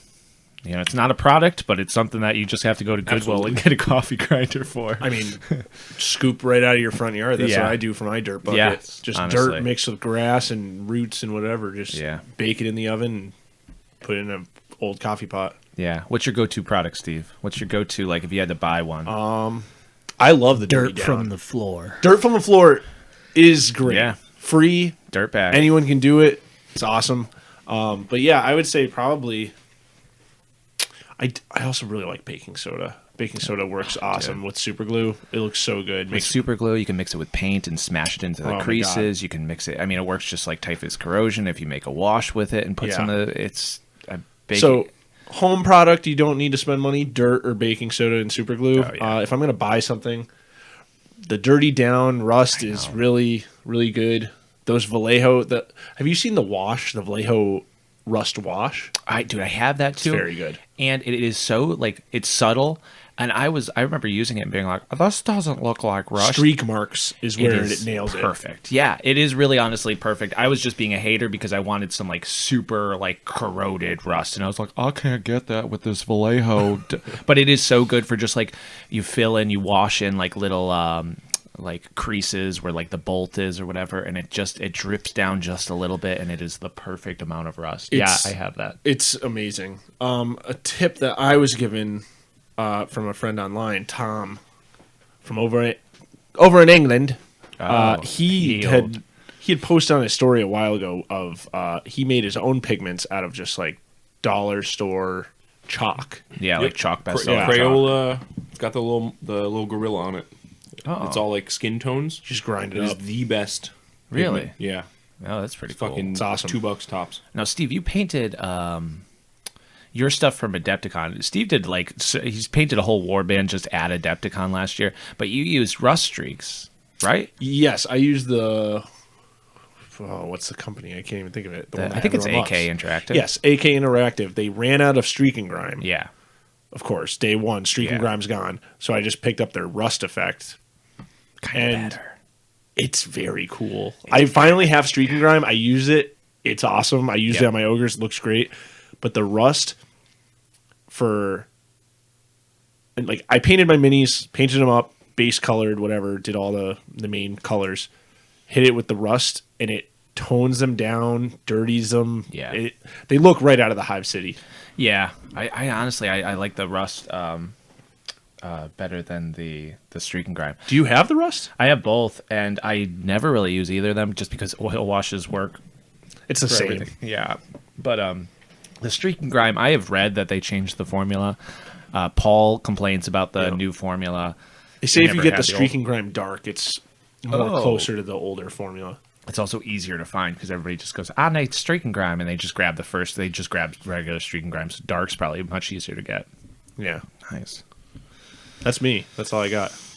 Chipping medium. Really? I haven't used it much on any of the Warhammer shit, but all the with the weirdo toy kit bashes I would do. Chipping medium is the most fun weathering product. Like on the baby doll head? No, I haven't used it on the baby doll head, but I think you saw it one time. It's like I was using some big Iron Man dollar store toy and kit bashed him with like a bunch of Gundam pieces. Yeah. Now, when you say chipping effect, do you mean like where you can hit it with a toothbrush and it flakes some of it off, or are you talking not the crackle effect? No, not the crackle. I mean, the crackle effect is also very good. There is nothing more satisfying than watching the technical paints at work from GW, like the Mordant Earth, I think it is, with the baby head. Yeah. We're talking about a baby head that Gage created as an endless spell for his. It is the burning head. I used an actual doll head. It looks so good. I just painted it up like a lava base. I watched a lava base tutorial, painted it up like that, and it is the highlight of the army at this point. I'm not even using the spell anymore. But no, chipping medium is so fun. And when I first started fucking around with it, it was I used toothpaste. For chipping? Toothpaste. You put toothpaste. You kind of blob it on, and then you prime your model, whatever. After you base it brown or whatever, and then or steel. Yeah. You put the toothpaste in the rusty areas. You blast it with another thing of paint, and then you just wash the toothpaste off. I heard people do the same thing with kind of salt. They spritz it and they sprinkle salt. Salt gives you a really cool. It gives you that real cool. You actually get the crystallized corners of the salt. Oh, gross! So I used real rusty. I used hairspray before. I sprayed. See, I fucked around with hairspray too, but the problem is hairspray. Toothpaste is very easy to come off, and it's just. Now you have a clean. Well, the hairspray. I mean, the tutorial I saw, I sprayed the hairspray into a bottle, then painted it on where I passed wanted out. It. Yeah, breathe it in deep. This is when I had an airbrush set up, so it was venting out of a window. It was safe. I used nice, good for you because it's safety. Not very vented in this room, and you would die. I use a lot of super glue, and I use a lot of the. If you set up a 3D printer in here and did not vent it, you would die. You'll die.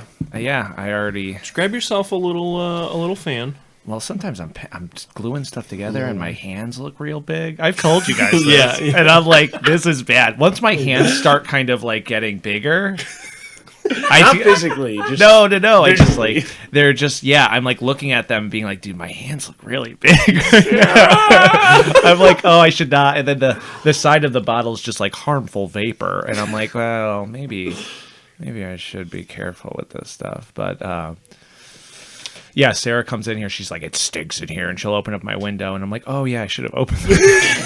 Should have cracked the window, and I'll breathe this stuff in. Yeah, chipping medium though. Chipping medium. Yeah. There's nothing. It's too fun.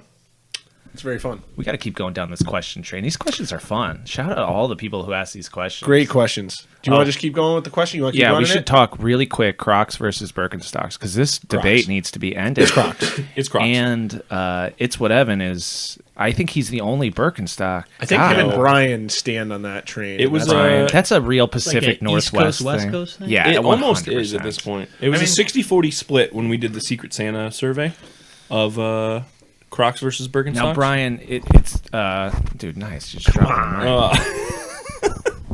I Brew Tiny, right? I know he changed his name. He changed it, and now it's his full name. His Brian full name. Rue. Would you break this shit, dude? I think it's got a little. Phil just breaks the mic. Oh no, you're good. So he's like an Oregon guy or a Washington guy. Yeah. And Evan's an Oregon guy for sure. He lives outside of like Bend or something. No, that's definitely like a West Coast thing. I think the meme started because at Adepticon, was it? You guys were all. I was wearing Crocs. We were all wearing Crocs, and then when we went on our super close by restaurant hike, it totally wasn't 3 fucking miles, and it wasn't cold. And it wasn't cold. We're like, yeah, Matt, Evan, just follow us to the food place. I think the meme started from that because the Crocs are so comfortable for a day of gaming. But when you're hiking for 3 miles, I was kind of shit-talking them, and they bored a hole in my heel and sock, like just perfect hole straight through because of little ridges in there. I can confirm. Oh, those ridges. I wore Converse. I brought 2 pairs of shoes, Converse and Crocs. I wore Converse for the Kill Team tournament.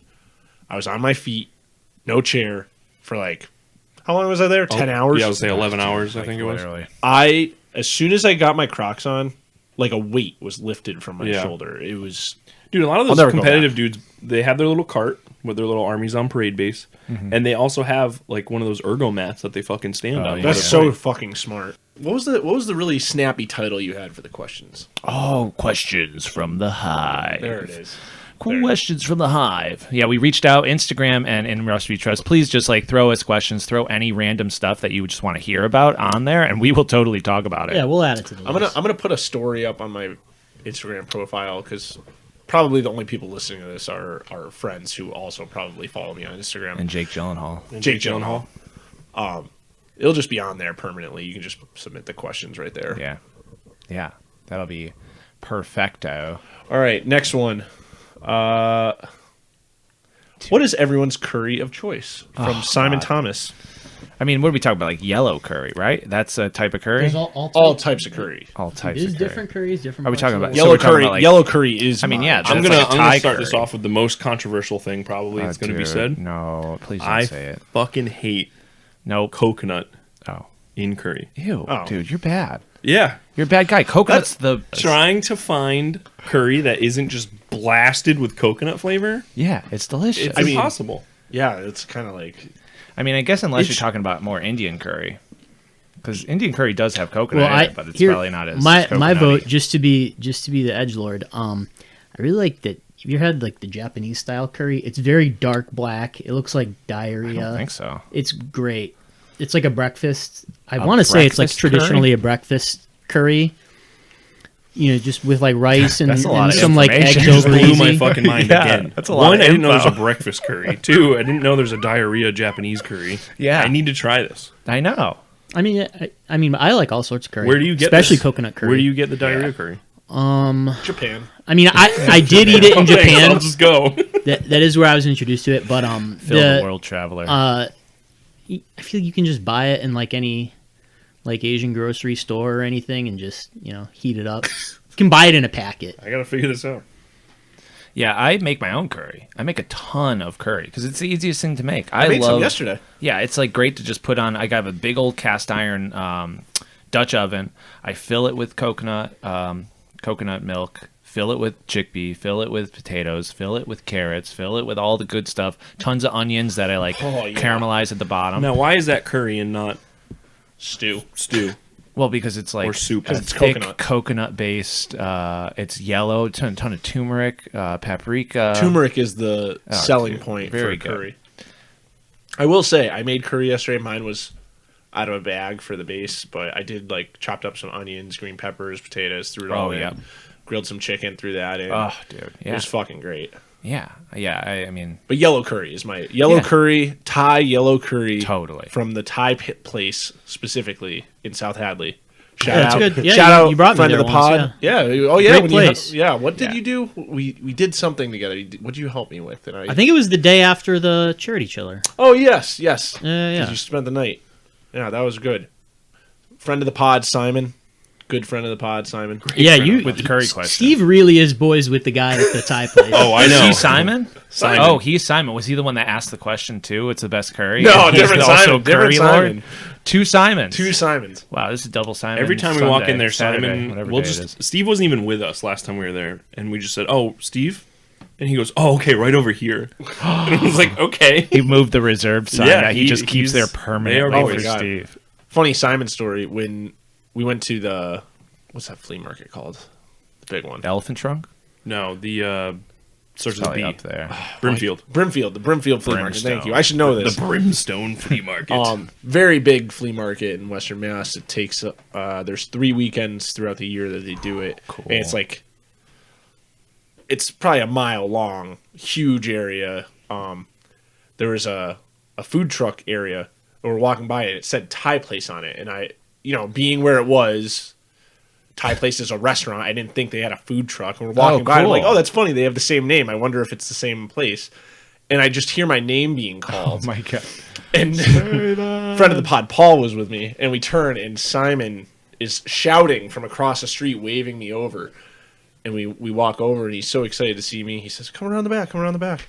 I go around the back. I'm drinking my smoothie, enjoying this delicious strawberry mango smoothie. Oh my god, it was so good.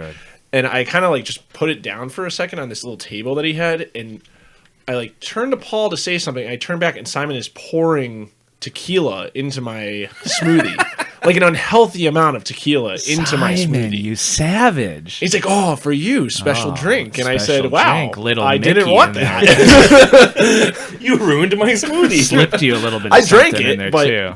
Yeah, nice. And you had a great flea market experience. It's just 10 a.m. at the flea market. It's just tequila smoothie. Oh my god, it was fucked up. Dude, Simon. Nice. Both Simons. He has a great photo in the Thai place of him with Harrison Ford, because Harrison Ford's son went to UMass. Harrison Ford also hit me up on Instagram. Oh, he was a fan of this podcast. That makes so much sense. Weird, but yeah, it makes sense that Simon would probably have told him. It's the most pixelated, blown up photo. I love that. That's amazing. 240p at stretched to a straight up. It's the size of this door. Yeah, it's huge. Just looks awful. It's just Simon and Harrison Ford just big, could not give a shit less. Yeah, food. I want to go. Yeah, Thai place, yellow curry with the crunchy duck. If you go crispy there, duck. Sorry, not crunchy. Crispy duck. If you go there, tell him Steve sent you. Yes, he'll know who you're talking about. He probably will. Right? I'm not even joking. He will. That's amazing. Yeah, he'll bring you a free appetizer or something. He brings me a free appetizer. I know. All right, throw out another question that's not curry related. All right, or shoe related. We need a fresh one. Best vehicle combat video game. Motorstorm. And Vigilante 8. What is it? Oh, Vigilante 8. Vigilante Throwback, 8. dude. That is my boy. Exactly. What is that game? I don't see. It's a similar, format to Twisted Metal, but it takes place in the 70s. It's Big just Mac real. truck on the cover. Yeah, it's just one of the characters you can unlock is an alien in a UFO. So there's just this one character that can fucking fly and shit. It's just broken. Yeah. Was there the one character with the pickup truck with the beehives? Yes. It's just this old redneck, what is it, apiarist or something? Apiarist? Friend of Comment if that's not a word. Honeybee heads.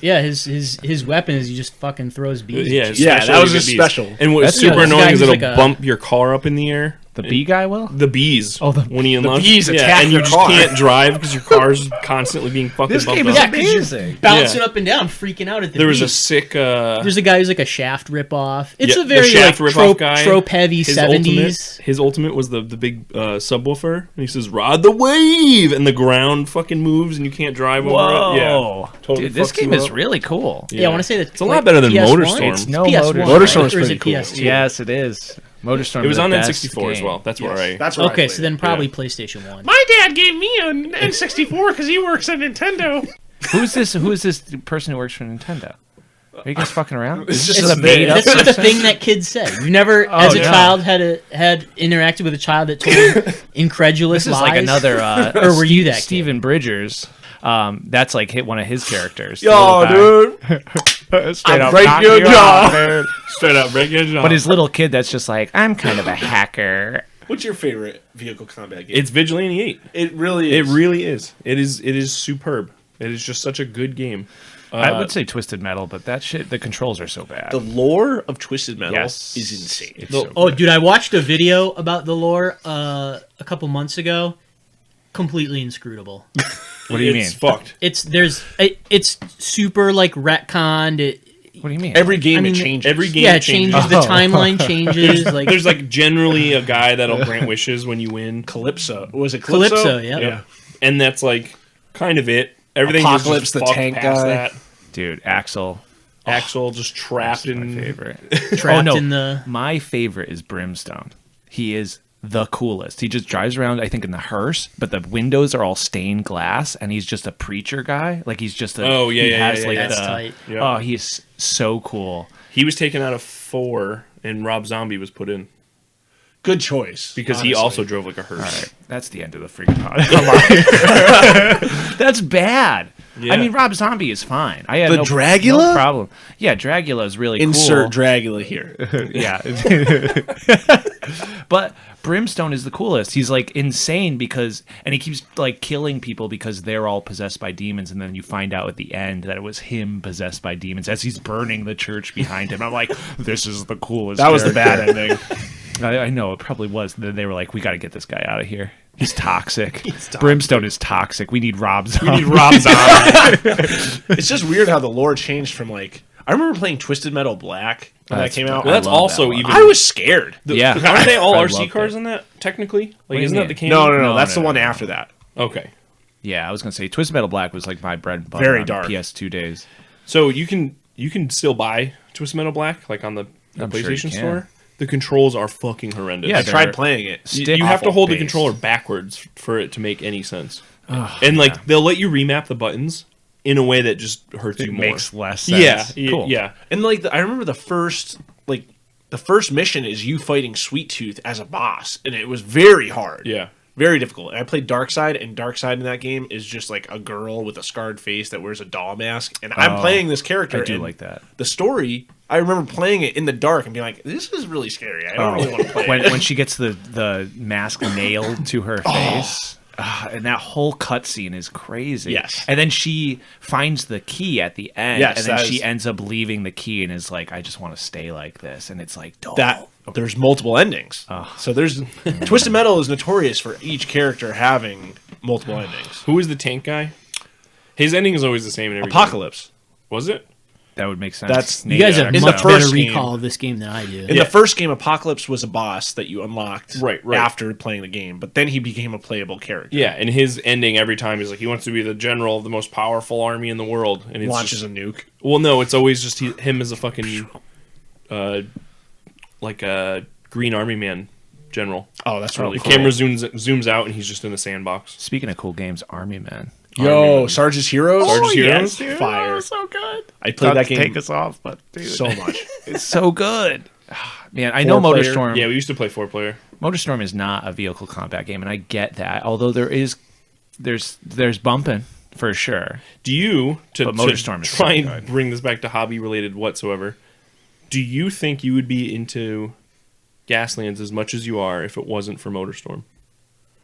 Probably Or not, do you honestly. do you No, just I have really- this car itch generally? I mean, that's also true. I just think like, especially like rat rod stuff, like just really gross, grimy, rusty cars are really cool. Paul showed me the new car they got in the garage. Yeah. The Red Ruby. Fresh. Dude, Paul is the most insane car guy. He's Hobby the real guy. Gaslands man. Yes. Like in real life, he knows so much. Are you competing in Gaslands this year? If it doesn't fall on the same day as the Adepticon Mordheim thing. Oh. Which, we didn't even talk about that. Spoilers. It comes out tomorrow, which this podcast will certainly not be out tomorrow. No. Yeah, I guess we'll just talk about that now. Talk about that. So we last year at Adepticon we had Grimdark Hallway. Well, not we, but we were involved with it. Yeah, to Johnny Witchhammer was really the driving force there. He brought his Necromunda custom board that he had, which was truly insane. I urge everyone listening to go look at Witchhammer Studios. Real quick, do you remember how we discovered that? No. We walked over to Matt, Totally Not Panicking. We were hanging with him, and he said, "Oh, have you checked out Johnny's shit yet?" And we were like, "No." Yeah. And he's like, "Go around this hallway. He's tattooed. He looks like us. Just go check it out." And we walked over there and just kind of invited ourselves in, and then hung out with them the whole weekend. Yeah. I was in that room till 2 a.m. with Evan one night, just painting and building. That's when that you painted that warband. That was when Evan was like, "Oh yeah, check out all these paints," and had Johnny's like 4 tackle boxes full of scale 75. Those paints, Thousands of dollars in paints that they're just like, yeah, let these random kids paint these fucking kit bashed guys with. Johnny rocks. He listened to the pod and he messaged me. He said he loved it. So, dude, he's great. friend of the pod, Johnny. Friend of the pod, Yeah. Johnny. Now Samus is his project, right? Is that right? Am I saying that right? Samash. Yeah. Is it Samash? Yeah. Is I think it was H? it was like the thought it was planet. Like Samaz. he Or wrote Samaz. like a narrative. Like the Yeah. destroying planet. And I don't know. So this was, I think, part of it, even though it wasn't connected. Like at the event, I think the board was originally made for that project. Yes. That was why it was floating. It was like the magnetic field of that Yeah. planet being ripped apart or whatever was the whole reason it was there. And that's why he has all those skimmers that he built. Yes. Yeah. And now I'm sure you could still go online to his Instagram and see all of these pictures of It's the all boards there. and stuff. Right? Yeah, okay. If you go to my Instagram, I definitely have some photos of the board. But Somehow- Johnny documented the whole thing. Somehow, if you're listening to this podcast and you don't know who Witchhammer Studio is, you're fucking up. If you haven't already seen these boards. Yeah, 'cause- his models, his board, everything he does is insane. Yeah, we talked about it last time too. It's like when So we were talking about anyways, different styles. yeah. Anyway, so but back at it. this is leading to that. Yeah. Is last year at Adepticon we had that hallway that Johnny catered us. So we were in talks. Me and Johnny were looking to get the hallway again. Mm-hmm. We'd reached out. We both tried getting a hold of someone. We weren't really successful in getting a room. They kept pushing it back, saying they weren't sure what was going on. Finally, I emailed. His name was Matt over at Adepticon. He's like the event organizer in some way or shape or form. I don't know if he's the head guy or just involved with it, but he said, "Oh, the hallway's all booked up for RPGs," which I'm assuming it's because COVID is now behind us even more. Yeah. That they're opening things back up and more people are attending. Yeah. But he said, "We don't have those rooms available, but we have a board room that's, like 2 of those rooms put together. I can give you that if you want." So I secured a room for the entire event of Adepticon. Oh, so it is for the entire weekend though that you'll I have control it from Thursday till Sunday. Dude, Let's go. that's huge. That'll just I don't even need a hotel room. Slumber party. But yes, we'll have the room for the whole time, storing models, playing games. We'll have tables, everything there. Painting till 2 a.m. probably. Yep. We'll have Absolutely. I won't be sick this time, so I'll stay up. Thank God. We'll be slinging. I'll have the zines. We'll have shirts. We'll have a whole bunch of stuff getting sold there. Maybe a secret cooler with snacks and stuff. Oh yeah. Don't So go we don't pay have to buy the those. chicken nuggies or whatever. Oh my Or God. the burrito bowls, the 12. Should I bring a You microwave? guys are gonna get us in trouble. $17 Fuck, fucking dude, come salad. I'm bringing a microwave. We'll just make popcorn in the freaking room. Yeah. Listen, the historical guys across dinner. the street, they just buy their own food and feed everybody there because there is no like burrito rip-off Yeah, that's hotel true. thing.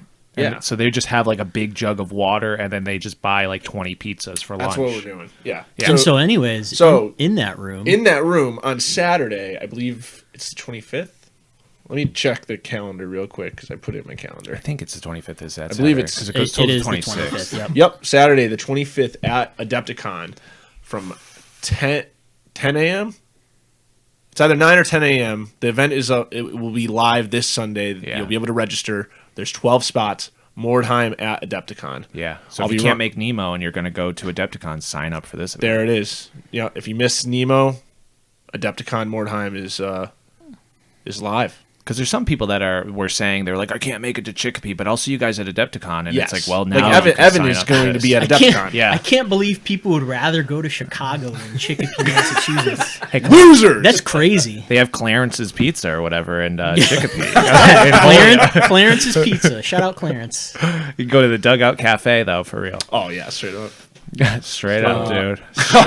Straight up, dude. It will be fairly limited spots for that. Yes. The actual event. Yeah. The room is limited in size.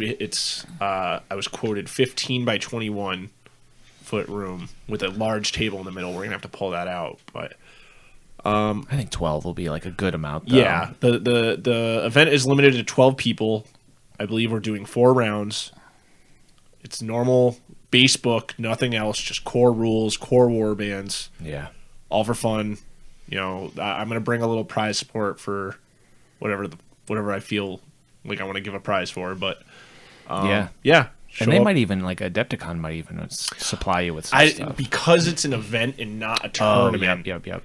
They don't give you the cool. They don't give you stuff. Yeah. So I almost wish I'd made it a tournament just to get something like a little trophy. Yeah, I'll just make a trophy though. That's how you end up with the guys with 20 skating slaves with slings. Yeah, 100%. Well, exactly. You call something a tournament. We've learned time and time again. Yeah. And then Adepticon Jerry or whoever you worked through is now more involved with your thing. Like now he's going to have more things for you to do. If you just make it something like light and fun that people are going to come and just have a good time, like that's the way to do it. Exactly. It's definitely more for the vibe. Yes. Just people hanging out anyway. Grow the community, you know? Yeah. So, show up, bring a warband that's painted, dice, a ruler. We'll have some rule books. Bring models to, grow your warband as the day progresses because it is a campaign. That's about it. We're bringing the boards. All the boards from Nemo are coming, so we'll have space. Come chill. Come check out the room. We'll be there all week. Yeah, I mean it's gonna be a blast. Driving down.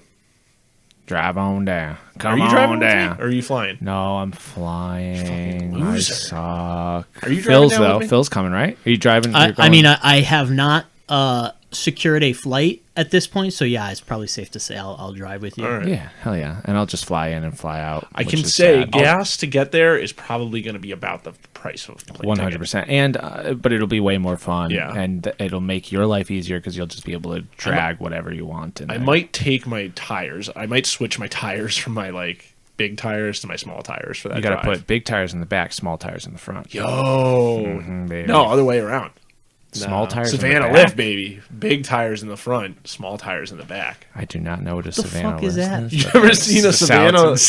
What is the point of that? You wouldn't be able to see the ground in front of you. I'm going to show you because I witnessed it when I went to Myrtle Beach. It's the stupidest thing you'll ever see. Check out if you got Google on your computer or your phone. Check out Savannah. Google it with us. Savannah truck lift. Google along with us. Lift.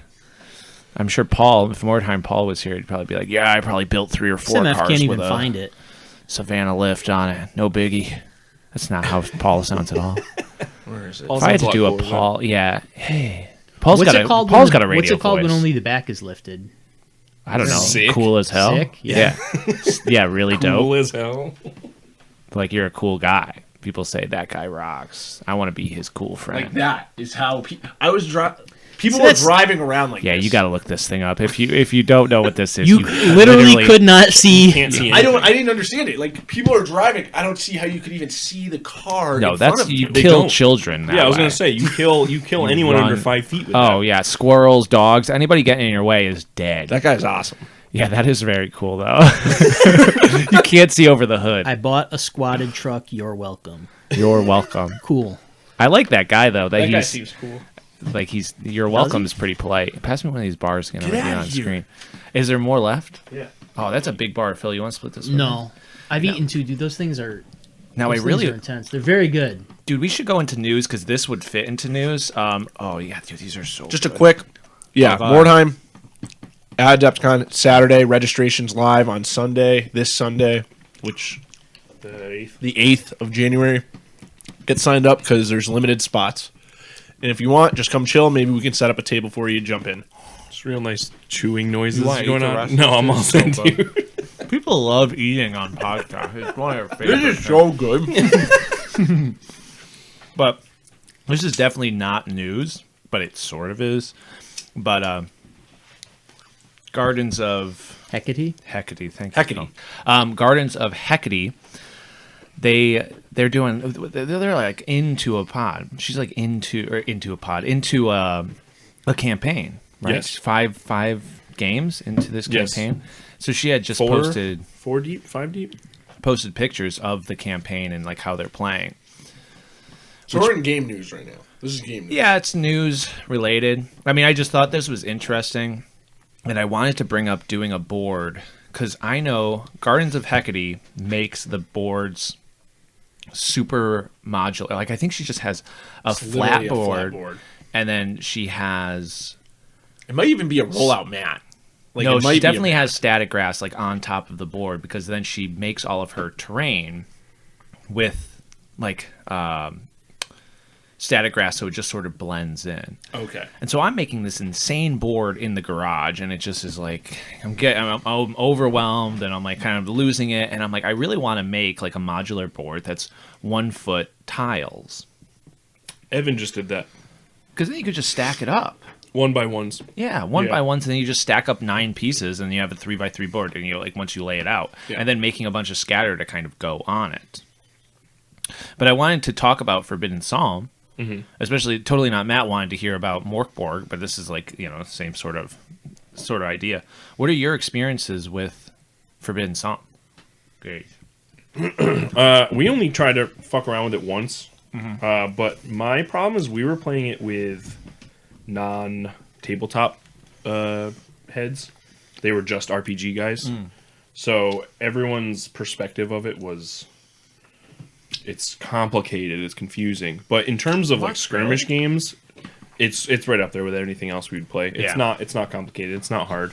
Would you say it's more simplified than anything that we play? Or No, I would not. I would say Brutal Quest definitely takes the cake for simplified. Nick Evans game, but it's just enough to kind of get your mind in the zone that it needs to be, which is exactly what the Gardens posts are all about, of how how they're changing everything. Because my experience with Forbidden Psalm is like very limited to just Morkborg or like Cyborg. Mm-hmm. Now this is so technically it has nothing to do with those products. Yeah, it's just made by the same people. Okay. No, actually, it's not. Oh. Yeah, it's compatible. Compatible. With, I'm sorry. Yep. Wait, so now you play Forbidden Psalm with Morkborg rules though still, right? It's compatible. What does that mean? Yeah, so you can definitely still do that. So that must be what Anna's doing, right? Yeah, most likely. All the Morkborg essentially. Yeah, all the but then combat just like using- posts in there aren't really going into the specifics of how they're playing. okay. So my question Just more so narrative. is the everything posts. Morkborg or like Cyborg, it's all very narrative. Like it's super narrative. Yeah, crazy OSR. Yeah. Light as hell. So is this kind of the same realm? It's a tabletop mixed with an RPG? Yeah, mostly.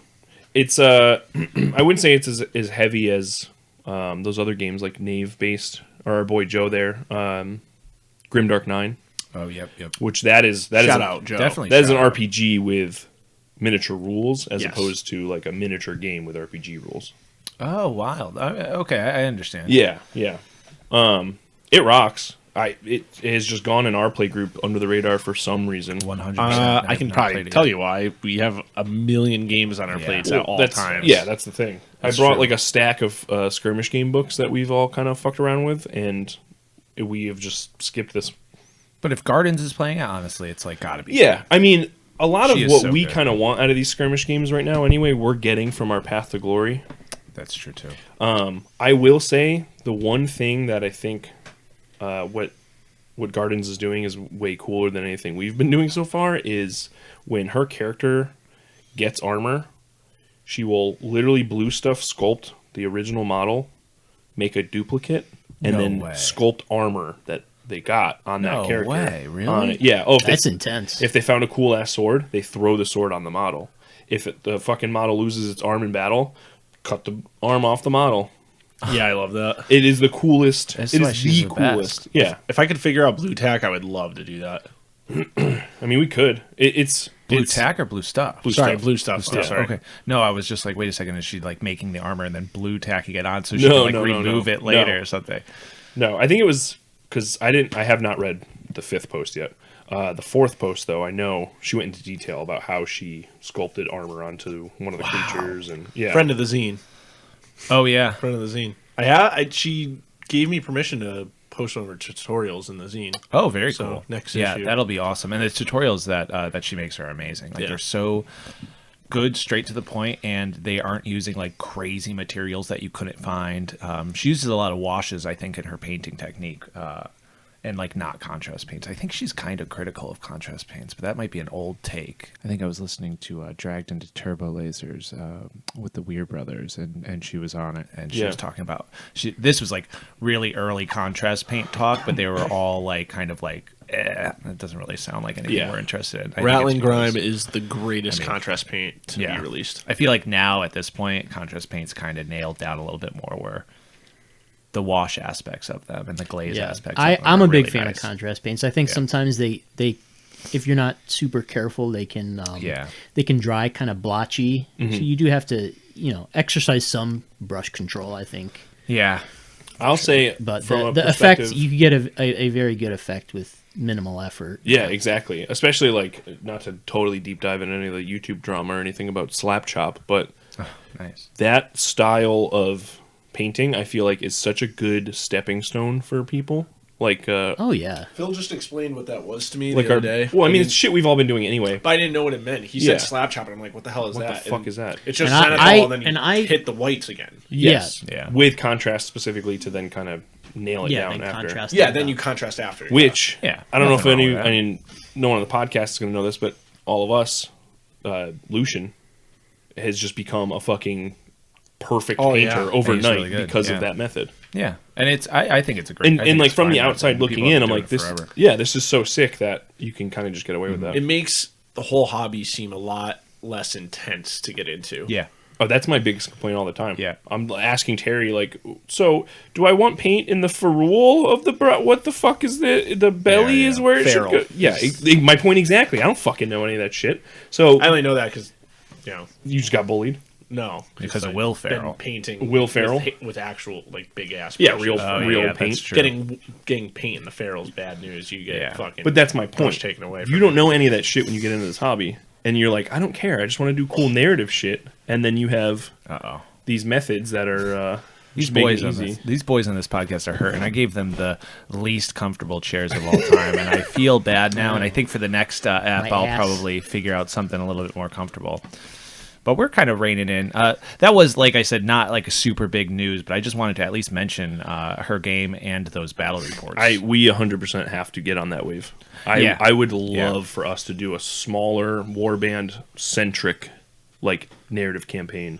Well, I did want. We do have the. I mean, we do have the Mordheim campaign. Yes, and that's true. But you don't get cool different shit vibe. To I want to be able to sculpt armor on my little guy. Yeah. You can do that in Mordheim. For sure. That is true. Yeah, you do whatever the fuck you want with your I'm just saying, you do unlock armor, you do unlock things. Right, but I'm not but yes, I'm not getting a different god-killing I'm sure the shit in there in that book is probably so outlandish and outrageous. Well, and that's where the compatibility with Morkborg comes from, where I love Morkborg. You just go and grab one of the other books. Yeah. And, now Starmourner is going to come and fuck you. And, you killed him? Cool. Now you can equip the Starmourner armor. One of the best gifts I ever got, Morkborg. I got the rule book from my good friend Gage. I had to make sure you were caught up. Dude, it's great. It's sitting over there on the bookshelf somewhere. So what other news? Is there other news? I didn't really... News. We are going to I'll throw the chained... I want to do that chained... We'll do a little clip. Yeah, I'm going to do it at the end, for sure. And I'll kind of shout them out and give people a little bit of... I don't know, background about Chained and shout out. They did the intro little clip before we start off is from Chained to the Bottom of the Ocean, and so we're going to play a little bit at the end too. Yeah, we got access to their EP, the new EP they just recorded just a few days ago. They gave us the tracks. They said check them out.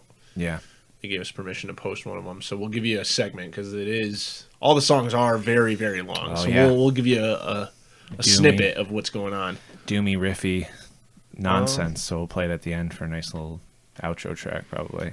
Any other news? I mean, I got this book. This just finally came in after like 5 months. Sure. That's a cool book. It's going to be a cool RPG. I bet you it'll be great. Yeah, I mean, I don't know. Hard City, right? Hard City, noir role-playing game. It just came in the mail after being... It's from Osprey, so it probably is good. I mean, if Osprey put it out. Yeah. Everything they do is pretty Gaslands. stand-up. Yeah, exactly. Gaslands, Frostgrave. Yeah. It's like all their games are fun. Oh, I didn't know Frostgrave was Osprey. That makes sense. Yeah. Oh, yeah, I did know that. But I've been waiting for I bought this probably 5 months ago, maybe longer, and it just came in. Just a hard-boiled noir role-playing game set in the city of your dreams. Definitely not Soft City. No, definitely not Soft City. Definitely I would very love to play Hard this. City. Yeah, we should do like a little one shot or a couple shots or something like that. Yeah. Hard City is a role-playing game of mystery and hard-boiled action in a city that never sleeps. Character creation is swift and simple, generating competent yet flawed individuals and focusing on what sets them apart as they walk the fine line between right and wrong. Fast action resolution places the emphasis on the momentum of the plot, while the sandbox setting provides evocative hooks for adventures. Fight crooks, rescue the innocent, thwart blackmail plots, or start them, or uncover corruption in the mayor's office. That's really good. Wow. Yeah, we are not sponsored by Osprey Games, but... They could. They could be. They could totally hit us up. Please contact us. Please contact us. We're desperate. Yeah, game looks fun. Yeah, game looks really, really cool. And Phil, you totally have a radio voice. Thank you. So, I had an idea that I totally lost it at the end of the Forbidden Psalm we were talking about. But the other day, we kind of talked about this in the chat. I saw some absolutely fake news on a fake news on some fake news out there on a skirmish idea that I saw. So a little bit of backstory, and we've always, I feel like, dreamed about this, but the streamer I was watching was talking about how they can merge games. Yeah. So a skirmish game leading into a big tabletop game, leading into a like overall war game like Risk, leading into LARP. Literally, it can the chain can keep going. So I had a question for you guys. What genre would you like to see? Would you want to see Battlefleet Gothic on a big scale, and then bring it down into Armageddon 40K, and then bring it down into 40K, and then bring it down into Kill Team, and then bring it down into a tabletop RPG where it would be so immersive on all levels? Or is that too fucking much? Now, I think that's the sickest. Yeah. That's the thing I've wanted to do my whole life. Now, does it move up or down? Do you start with one guy and then you build a warband? And I always feel like you could start it off as a tabletop RPG. Yes. Like I know Terry hasn't seen Rogue One, but greatest Star Wars movie. I think I have. It's got dirt bike guys on it, right? Dirt bike flying through the air, bounty hunter. That's Fury Road. Mad Max Fury Road. Oh, Fury Road is not part of the Star Wars universe? Not yet. I thought Mad Max was Dude, Star once Wars. Marvel buys them both, don't worry. But what's happening out of the stars is all Mad Max. It's all Dirt wars. bikes. What? I'm trying to... Tatooine is probably very Mad Max. Dude. Dirt bikes, are you talking about the guys on the Forest Moon of Endor? What are you... No. They do have those kind of swoop bikes. Yeah. They do got them. They do be having them. Wait, why did you bring up Rogue One? Well, my point was that you could play as a tabletop RPG with like a Rogue One perspective of like you need to steal the plans. Gotcha. And like that's what you need to do. And then once you get them, then it goes up into the next level of game where you can then start playing. You're the kill team playing the game to get kill team to make sure you cover that one mission that's happening. And I'm playing like the troopers or whatever. Right. And then now you kind of zoom out a little bit more. Now you're playing big 40K where you have to fight this army over here. Or like Legion. It's not like if we're just if we're sticking with Star Wars. Yeah, then you could have the plans that you stole have now, come to fruition in a way that two armies are clashing. Yeah. Now you're playing as depending on how the totally. RPG goes too. If you pass or fail, it's like okay, if you win, when you go to do the 40K big battle game, the base that you're fighting at, the shields aren't there. Exactly. So you have an advantage as the attacker. Because of that one moment that happened in the RPG, now it totally translates into this big scale 40K game. And then you get even farther where okay, well, now we're going to play Battlefleet Gothic, but you show up with one ship less because you lost that battle and we got the plans and we blew your shit up. Oh, cool. Yeah. And then go. I mean, but it also go like Epic 40K before, and then Yes, and then, yes, yeah. You so could regular go 40K as many. into Epic into I feel like Battlefleet. Games Workshop probably benefits the most from this idea, given that they just kind of keep having that lens, keep zooming out. Yeah, they never But- will though. They'll never. No, make they're not money cool off enough of for it. that. But Doesn't sell. Star Wars Legion leading into X-Wing, leading into Armada. Yeah. You could Oh totally yeah, do that. Armada. I was like, there's a bigger Star Wars game Yeah. to Armada. Well, what about even like because they used to have the 40K and Warhammer role playing games. They And do. They got rid of that. I mean, they- now. Well, they No, got they- rid of. They No, still exist. Oh, do they? Yeah, they have the new But ones. Fantasy Flight, I think, shut down. Right? The Fantasy Flight who Fantasy developed. Flight is a company? I No know way. Fantasy Flight. I'm getting a lot of. No, they did not. No, Sure. I just know Getting that a lot those of tongue 40K clicks at me. role play That games. company can live off Twilight Imperium alone for the next 40 years. I think Fantasy Flight is the one You're a that big did Twilight Imperium Song of fan, Ice but I and don't know how Fire many people like this game. RPG. Twilight Imperium? Yeah, I A think lot. you might be the only person. Yeah, it's just me. It's you and your eight friends who battle for 14 hours play a day. 14-hour games, and we're the only And ones. you only own one copy of the game. Yeah, I don't Yes. think Twilight Imperium is holding Fantasy Flight together. You'd be surprised. Why? I will. There were 32 people playing at PAX East or PAX Unplugged. Really 32 people. Could you So what is imagine? that, 4 copies of the game? Yeah, Could you that's pretty imagine good actually. going to Philadelphia as a non-local, traveling to Philadelphia from wherever you're you right, are you're right. to pay entry into this convention to then play a fucking board game for 8 hours minimum? Yeah. Yeah, I actually, you're can right. actually.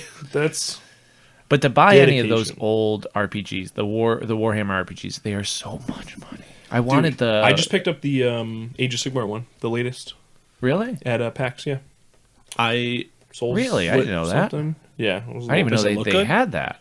It looks great. I bought it mostly for the maps and the lore, so I could make my. I was kind of hobby cheating with my backstory, so I fair. could get a little more lore than you guys know. That's fair.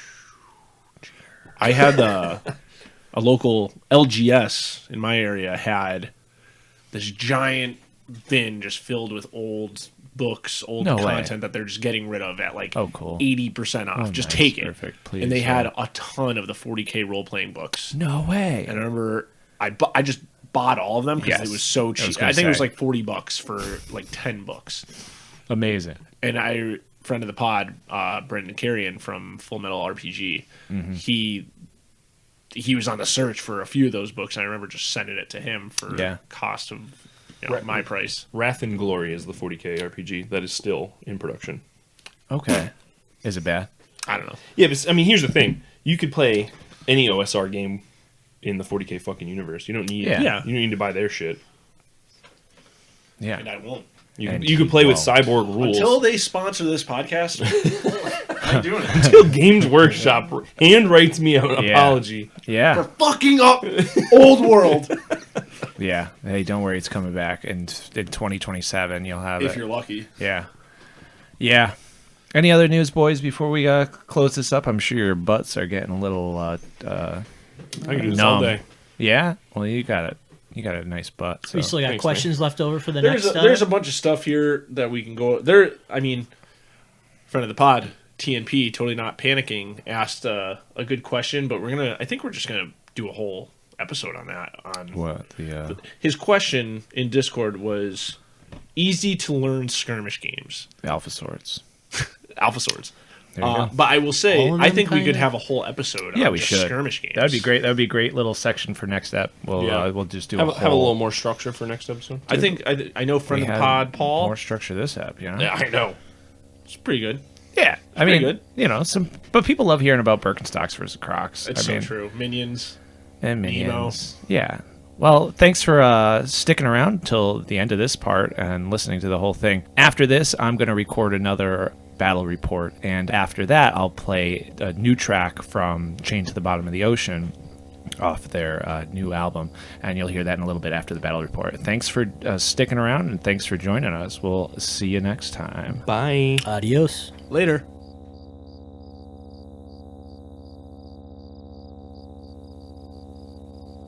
I'd like to give you some background into the herds of the Augurs Cromlech.